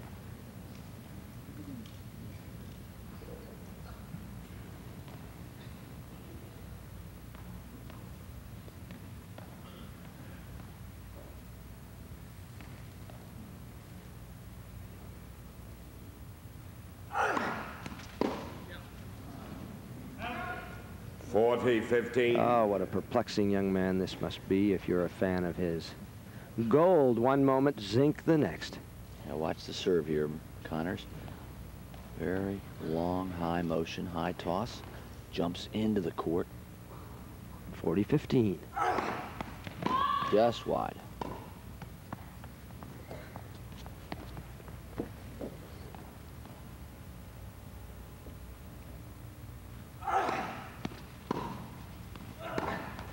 Hmm. 40-13. He jumped at that backhand, a little careless. A very uneven match from both ends of the court. But even when Connors isn't at his best, he finds a way to beat you.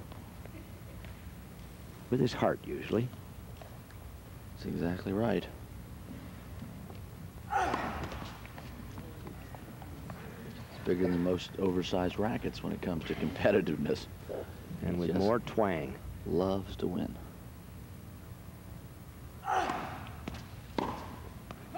Whew. Well, Leconte with the opening. Bad error there, that second point. Can't find it. 4-3 for Connors, and now for Henri Leconte, this is a moment of truth because he must hold. 4-3. I watched Jimmy here in this 40-30 point. He just spins that serve in. Leconte with the forehand grip, turns around, slaps the forehand. It's a very good shot. Look at Jimmy, way out of court by the double side. Now Leconte has another easier forehand. Connors well out of position, but Leconte hit it 6 feet over the line. Very sloppy, careless error on an important point. So Jimmy Connors, gathering his thoughts, knows, as his opponent, Henri Leconte knows, that Jimmy will be clawing at the French kid's throat in this game. If Jimmy can break through, he'll be serving for the title.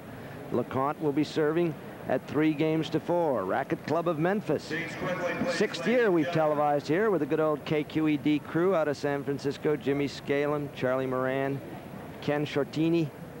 And we're pleased to be back because they treat us so well here. Walt Louis here. Phil Chamberlain, director of tennis at the Racket Club of Memphis, and his pros, Rob Cadwallader and Steve Mansour. Herb Costin, head of the umpires and linesmen. Willard Drake. Couldn't open the doors without Willard. The custodian, T.W. Martin, the electrician. We wouldn't get on the air without him. And Mac Winker, the general manager of the club, along with Bill Grissom, the business manager. Kathy Lovett, director of public relations. This is one of our friendliest stops. But it is not a friendly face that Henri Leconte is peering into now.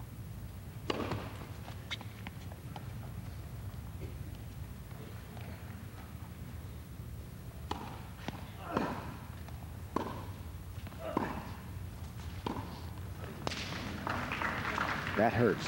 Love 15. And this is where Connors tends to jump you, as he did yesterday against Ben Testerman, winning 9 of the last 11 points.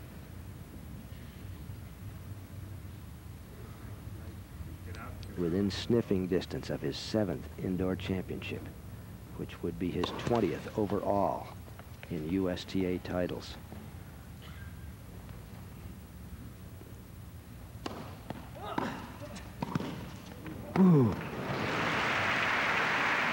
Leconte came in on a second ball there and hit a very sharp volley. 15-all. Just had a wrist very firm. Knifed it for a winner. Now watch him because he comes in quickly here. Second serve. It's 15-all. We don't have time for it. Here we are, back live.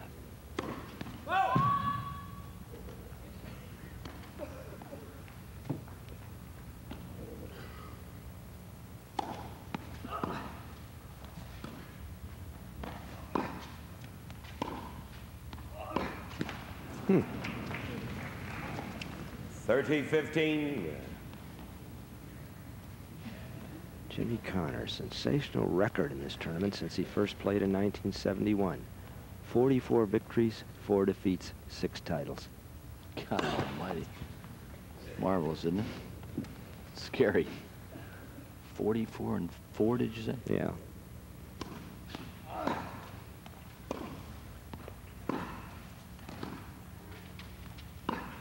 Net cord, no.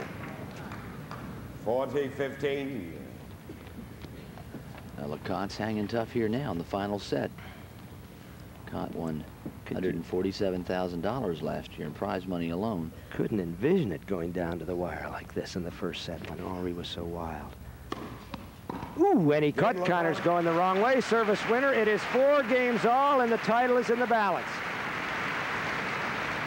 Connors, now we're in a no-break situation for both men.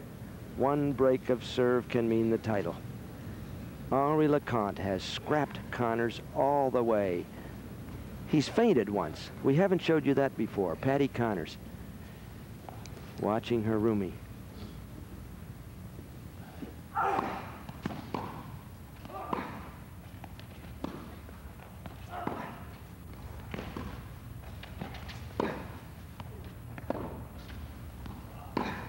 Ooh. Severed drone, coach. Love 15. Of Leconte. Composed, cool.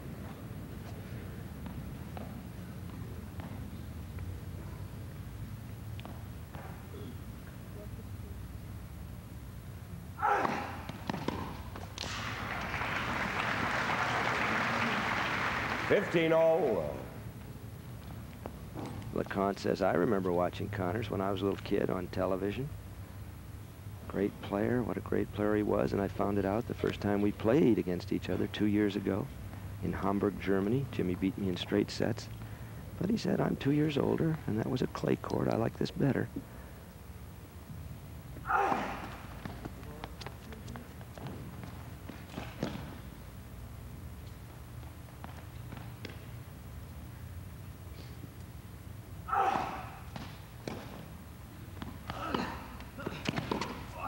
Connors. He broke the string on that one. Yep. Got that short ball and wisely came in. He popped a string, and there aren't many of these rackets left. Let's watch Jimmy Connors. He's got that high ball. It's bouncing high, but it's short, very short. Plays behind Leconte, and he's right there. Hits that forehand volley, but he crunched top of the racket there, broke the string. Jimmy Connors is like the Red Baron flying against a jet. That obsolete but yet very friendly T-2000. It was an innovation in 1967 when he got it as a little kid from Jack Staten, a Wilson representative. He says, what did I like about it? It shined. It was great looking. And he's never let up on it.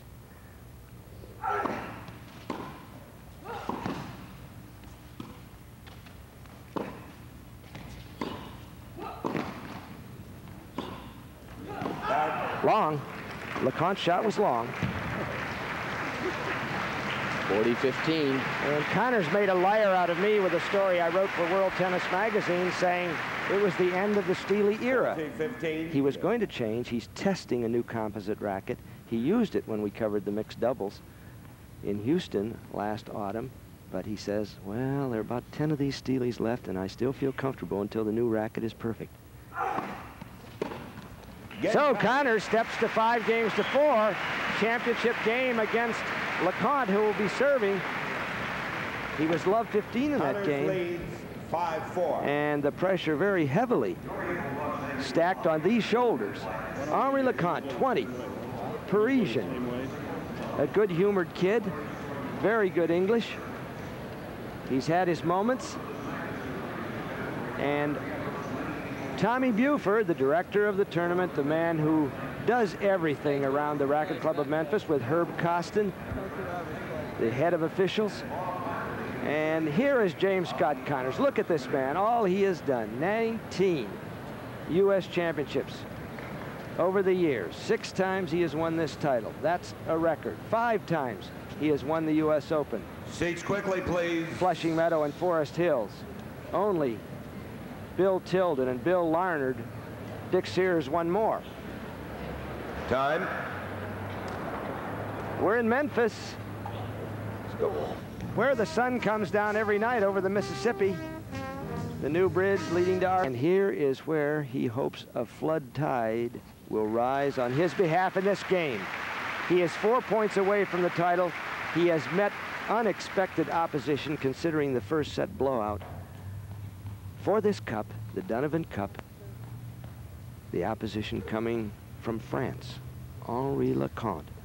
And we're glad to show you much more than we thought we'd show you of Leconte when he played so badly in the first set. Because he is a gifted kid.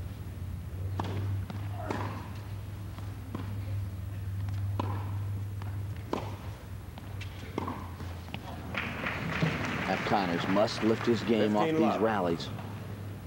Can't let Leconte stay loose.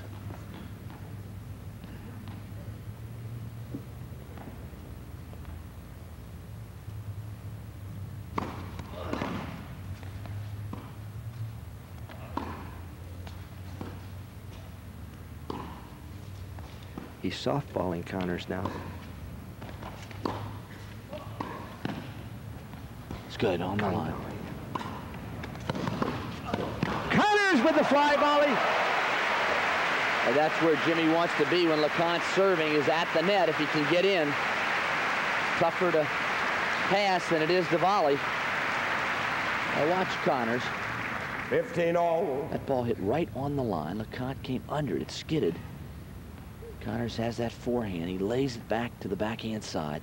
Leconte leans in with the roll, and Connors, the diving stop volley, has gotten to 15 all. 15 all indeed. 3 points away is Connors.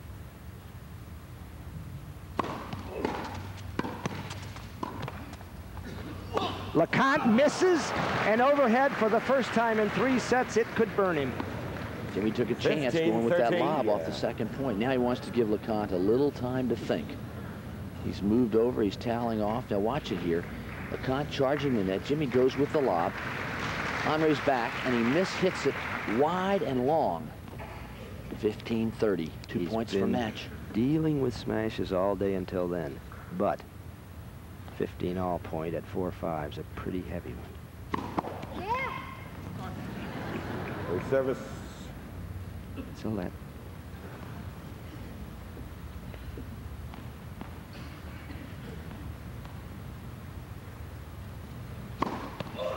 Ooh. 1 step, 2 steps. He's got it. Oh.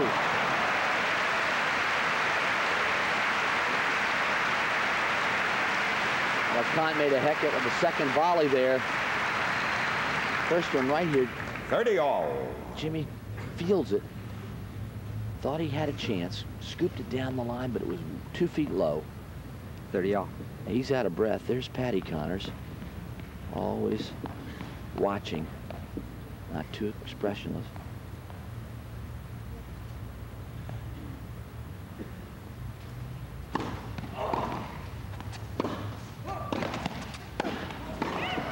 It'll go long. I think this crowd would like to see it go right down to a tiebreaker.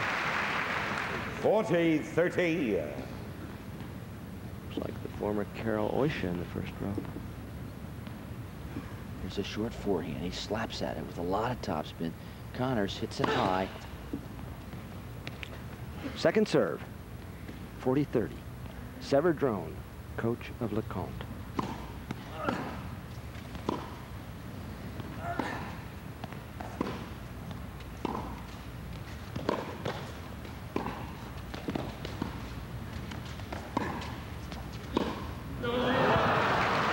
But he missed by 20 feet. He hit that so hard and so long. Caught half laughing at himself, but that's a terrible shot for such a big point. It's deuce. And Jimmy's taking lots of time. Leconte is always in a hurry between points. He wants to serve quickly and get to the next point. Severdrone, Leconte's coach. Ooh, service winner.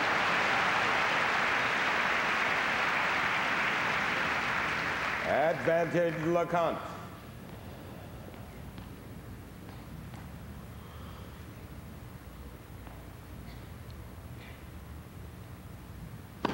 Yeah. First service. It's a let.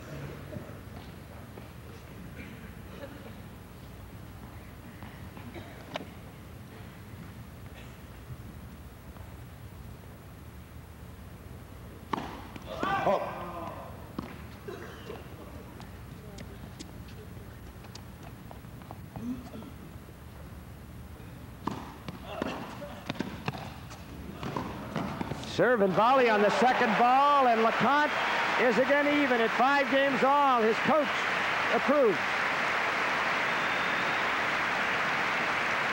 And there's that spin second serve. Jimmy plays it down the center. And look at the angle that Leconte gets. Connors makes a great save, but Leconte guessing right, just stiff arms it back into the open court. So Henri Leconte fainted figuratively in the first set, played badly, fainted literally in the second set, nearly defaulted from this match, came to in time 30 seconds before being defaulted, and now is even in this final set against Connors, 5-all.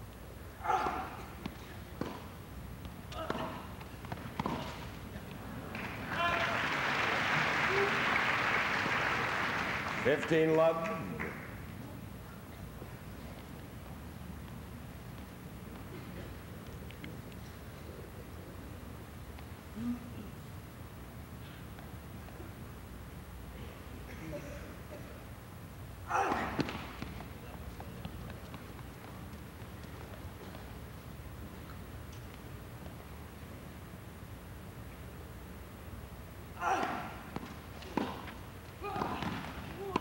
The sneak volley. Well, Leconte is just taking away the play here. This coach is awfully confident. Very nervous, though. He just slaps that forehand. Look at the depth. Connors makes a half volley. Leconte comes in quickly behind him. Barry McKay? Donald, Jimmy has taken some real chances on that second serve. Now, that last second serve was deep. He's trying to keep Leconte back, but I don't know. I tell you, I think he's taken a lot of chances on the second serve from down here.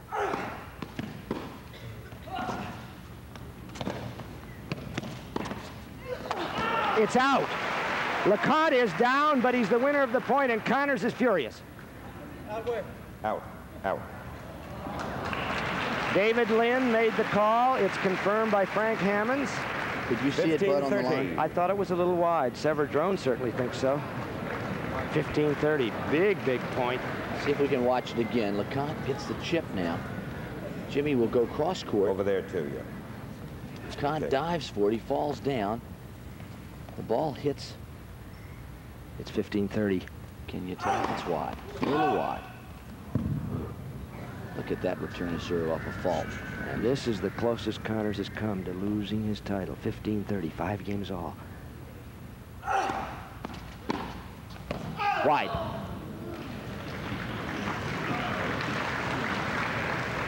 all.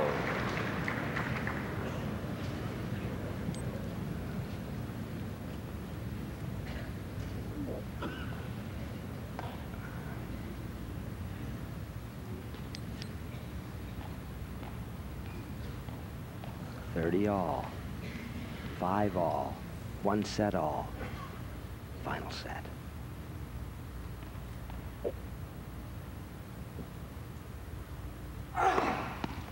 Ace for Connors. He has 2, but he'll take that one. His opponent has 10. What a time to throw in 30 all, 5 all, final set, and he throws in his second ace. Splits the center line.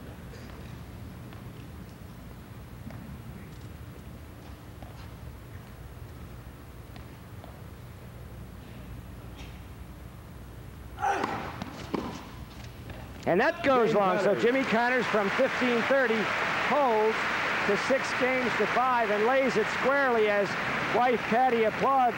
Lays it squarely on the French shoulders of Henri Leconte. Sever Drone saying, come on, Henri, his protege, take us into the tiebreaker. Only once before in the history of U.S. championships has a title match gone to a tiebreaker in the ultimate set. And we'll tell you about that when we return to Memphis.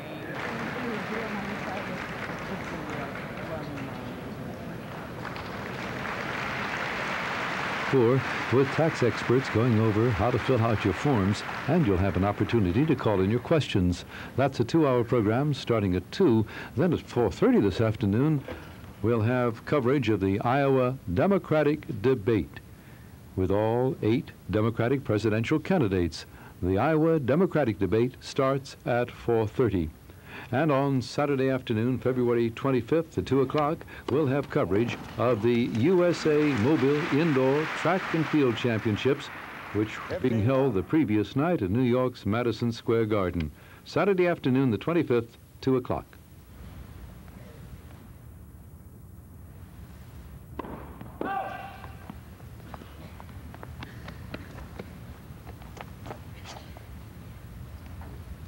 second serve, 15 love. Sorry you missed the first point. Double fault, number 7 for Leconte. But these guys just wanted to keep playing. They didn't stay for the 90-second changeover.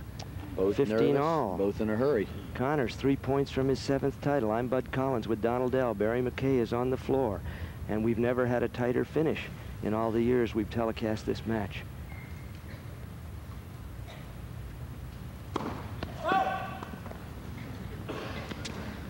The burden is on the kid, 20-year-old Henri Leconte, Frenchman.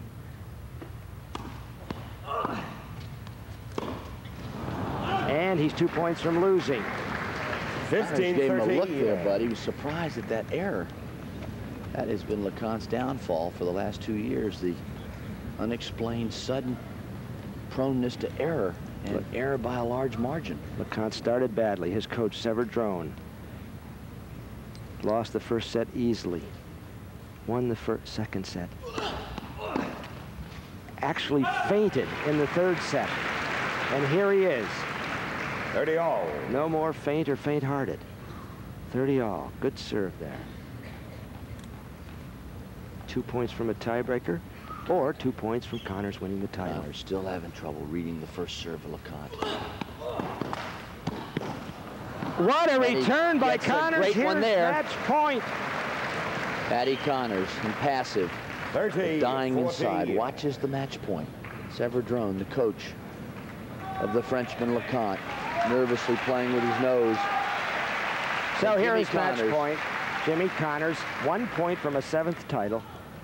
100 tournaments he's won. His opponent with the balls has won 1. And it's fitting that it will come down to his return of serve. A fault. Now Leconte could serve an ace, or he could serve a double fault. So much risk does he take on the second ball. Match point. It's and a double there it fault. is, number 8. It's over, just like that. And you never know with Henri Leconte, from rags to riches. Jimmy Connors stunned at how quickly that ended on a double fault into the net. Jimmy Connors, who was the first to Henri Leconte's side when he fainted in the opening game of this final set. And of course, he's the first to speak to Henri again. The shake of the hand, the 8th double fault, and Frank Hammond, the umpire, gives the score 6-3, 4-6, 7-5. Connors still on his throne. Let's go to Barry McKay with Jimmy Connors. Jimmy, I know you're excited of another big title, but what was happening there at the beginning of that third set? He's down. Was it tough to sort of concentrate after that part? I should have come out that next game, Barry, and just played every ball in play and moved him around a little bit and worked him a little bit harder. I missed a couple balls just for no reason at all at that game, and I kind of gave him a chance to get a breather and get back into it there. Then he started serving well, and hey, that's a pretty good trick, fainting on the court. I kind of like that. Were you aware, Jimmy, that he was about 30 seconds away from being defaulted? Yeah, but it's no fun winning the title like that, Barry. I mean, if I'm going to come here and win, I want to win here. I want to win my 7th title here, and I don't want to win it by a default. I want to win it by going out, and if I'm struggling, I want to struggle through it. That's going to make me play that much better in the future, so, and that's what happened. How about that 7th title, Jimmy? Unbelievable feat. You've been at it for a long time. Any special thoughts about this title as opposed to that first one you won? Well, I think now that I'm getting on in years a little bit here, and a lot of people thought that I couldn't win a lot of major titles as I've gotten older, but it's always better to win them when you're not expected to. When I first started, I was expected to win every time I walked out there, and I like that position at the same time. But now it kind of gives me a little opportunity to rub a little salt in the wounds here to a lot of people, and I'm kind of enjoying that. Congratulations, Jimmy. Thanks, Barry. Okay, the great salt rubber, Barry McKay, is going over now to Henri Leconte. Let's find out what happened when he keeled over. All right. Henri, I know it's a tough defeat, but what was happening out there when you just all of a sudden fell down and leaned back? I feel, when I just won the second set, the first game, I feel, was my head was too heavy, and I think I lost too much sugar. The match was very hard, and just kind of went blank.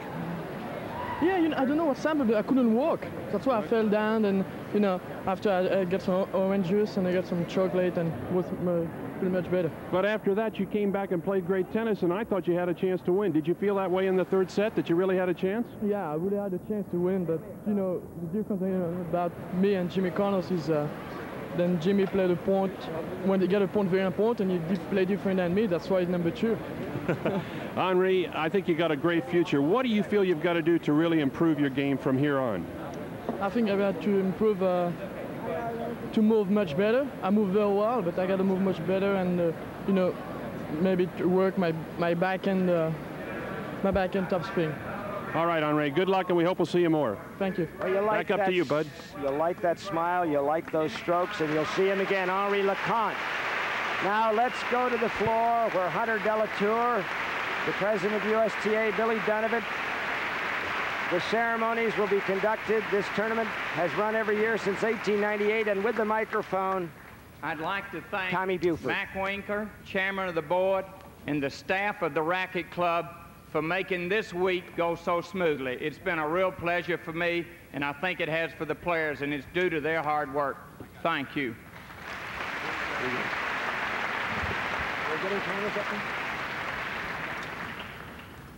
And now the gentleman that makes all of this possible, the gentleman that does so much not only for the U.S. Indoor Championships, but does so many positive things for Memphis and the Mid-South throughout each year, the owner and founder of the Racket Club, Mr. Billy Donovan.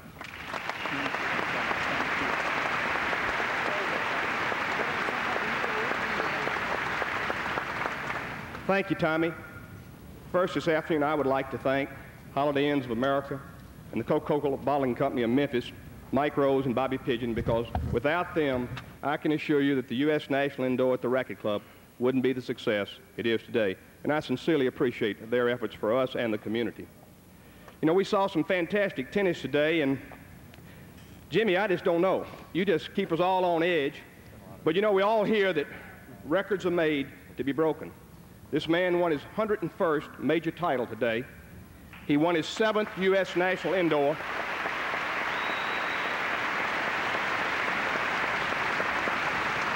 Which is a modern-day record for a U.S. Indoor title. And he won his 4th U.S. Indoor title in our city in Memphis, where he's won the hearts of everybody here. Jimmy, would you step forward, please?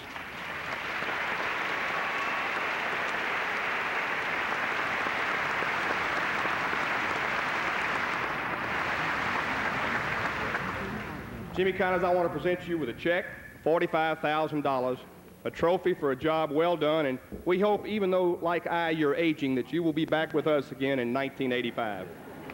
Thank you very much. Thank you. Oh. This is wonderful. Thank you, Billy. I'd like to thank Mr. Donovan and everybody here connected with the tournament. Tommy Buford, who has done nothing but make everything go very smooth for the players and everybody all week. Also, earlier in the week, I was having some problems and I needed some practice, and Tommy Buford made it possible for Phil Chamberlain here and one of his young students, David Pollack, to come and help me with my game a little bit, and I'd like to thank them. They did a good job.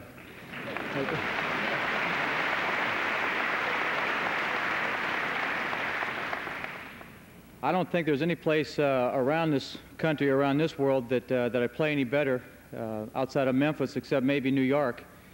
And between here and New York, I've done a lot of good tennis playing in my days, and I would just like to thank you people for making all that possible. You come out and you support the event, and you get behind it and you push it, and you make it what it is every year, and because you people are sitting there in the stands, it makes me want to come out and give it everything I have so that I can play hopefully up to the standards that you require of me, and that is my pleasure for me because you sit there, and thank you very much.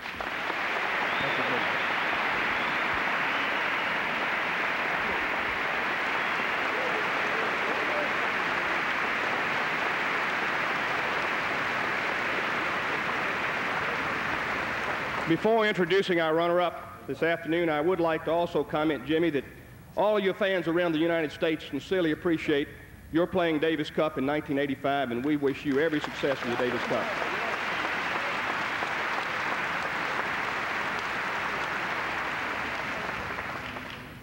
We've had this event for a number of years, as you all know, and I don't think I've ever seen an exhibition of sportsmanship of the quality we saw today from Henri Leconte. Henri, you're an outstanding young man.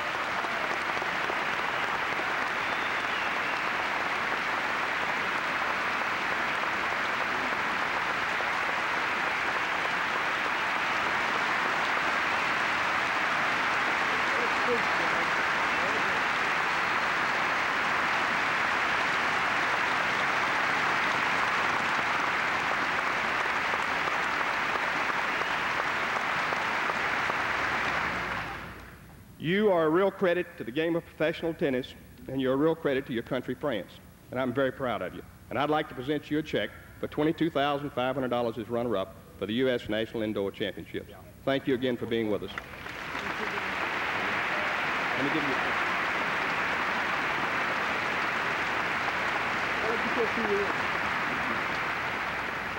I would like to say thank you for everybody who came here for the tournament. It was great. Thank you for the director for the tournament. I would like to say thank for Jimmy.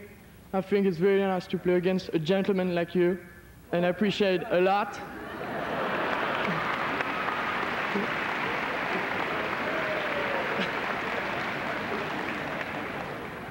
I'm gonna faint, wait. And when I was a kid of 5 years old, I just remembered, and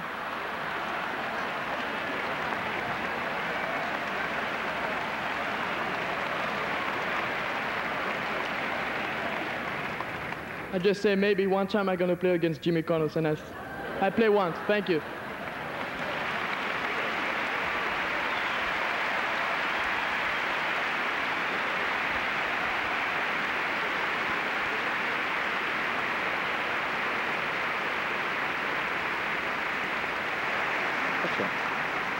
So, Jimmy Connors. You know, this is a USTA indoor event.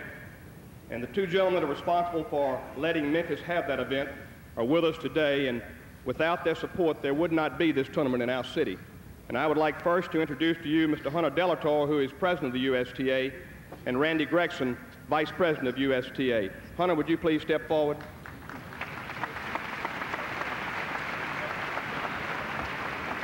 Thank you very much, Billy, and thank you, the city of Memphis, for giving the USTA such a wonderful turnout year after year for this great event.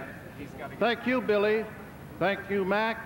Thank you, Tommy, all of you for what you do to put this really tremendous event on. Now, all the great words have been spoken about what has happened here all this week. So my job right at the moment is to present a traditional tennis ball to each of these great, fine gentlemen. And when I say gentlemen, I mean that word. We saw a wonderful display of that, what that word means here today. I think, Henri, would you come here first? Yes, please. Henri, easy.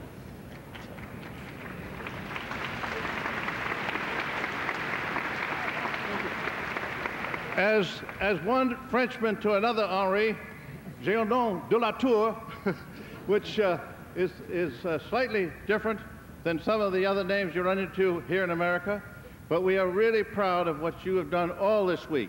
You've put on a tremendous exhibition of great tennis and great sportsmanship, just as Tommy has said. This is the traditional silver ball that is given to the runners-up of all USTA national championships. We hope this is the first of many either silver or gold balls you will win as you continue your career.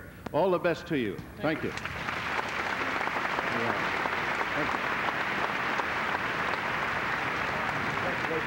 And now, Jimmy, could we say a word for just a moment? Thank you so much for all you've done for tennis over these years. This has been a tremendous event, once again, for you and for all of the spectators, the people who have put this great event on, for the sponsors, everyone. This will be the 7th gold ball you've taken out of Memphis. That's not too bad. We'll give it to you, Jimmy, with all our blessing. And once again, thank you, too, for playing the Davis Cup for us. The USTA is proud. Your country is proud. I know we'll be proud and get that cup back. All the best, Jimmy. Thank you.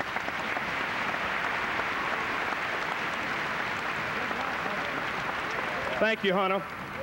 Before closing, ladies and gentlemen, I would like to wish Henri Leconte the best of luck when the French play against England in the Davis Cup in about 10 days. We wish you, young man, every success.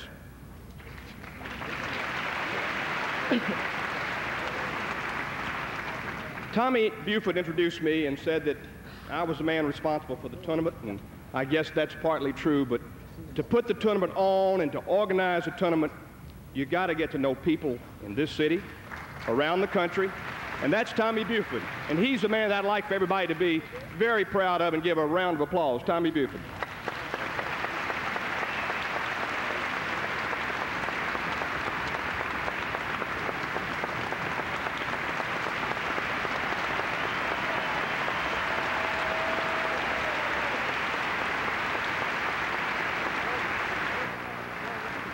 Thank you, ladies and gentlemen. The doubles will be starting shortly, and look forward to having a good match there. Thank you again. So there you've seen the festivities at Memphis. Jimmy Connors making some history, his 7th national indoor title, and that brings him up with 5 other players in the history of American tennis: Bill Tilden, Bill Larned, these are real old-timers, Helen Wills Moody, Mala Bjurstedt Mallory, and Dick Sears, who won 7 individual titles, either on grass. Tilden did it 7 on grass and 7 on clay. But you know, Bud, the big thing is he passed Tilden today in singles titles. Tilden won 15 titles in singles. Connors today has now won 16. So he's passed Bill Tilden. He'll be pleased not in total, but in singles events, which is remarkable. Well, it was quite a day in Memphis, and I really thought that we were going to be finished a lot sooner, because Henri Leconte played as he can play tennis, which was horrible at first, and then brilliant, and then finally with the old heart across the net, Jimmy Connors pumping away, and you look at Connors and it's match point, and he double faulted. That's amazing, Bud, the way that came so quickly. You know, when he went back to serve, I really thought he was going to go for an ace, and when he goes for that deep serve, I said it's a big risk play, because he could serve a double fault just as easily, and suddenly the match is over. But that's the way Leconte plays. He beat Bjorn Borg in Borg's last pro match in Monte Carlo, and you could figure that's a good place for Henri Leconte, because he's a gambler. So we got James Scott Connors, the one and only, for a quickie here. We were just saying how you have passed Bill Tilden in American singles titles. That's good. And congratulations. And did you think Leconte was still groggy when he called you a great sportsman? Well, he must have been. I don't know. And I knew he was groggy when he said that I was his hero when he was 10 years old. He said 5, Jimmy, 5. Well, I enjoy playing him, but it's a difficult match to play him, because he goes for it all the time. It's either in or out. There's no really in between, and if he gets hot and he gets on a streak, then they start falling in. He's very difficult to play. But in the first set, I played a lot of balls in play and kept the ball going, and made him hit the ball, and he missed a few, served a few double faults. But after that, he kind of found his rhythm on his serve and just started blowing them in there, and he's difficult to play when that happens. Jimmy, it's time for us to go, and it's time for you to go to Bucharest. Good luck against Romania. First round for the United States, 24th to 26th. You'll be playing against your old nemesis, Ilia Nastase. So that's it. Jimmy Connors, 7 titles. I'm Bud Collins. This is Jimmy Connors. That's Donald Dell. Barry McKay is somewhere. Kathy Andriatis, the statistician, and keep on hacking, will you? What a future ahead of this youngster. He's only 21 years old, and he's had great results, not only in the downhill, but the Giants follow him. He won a Super Giants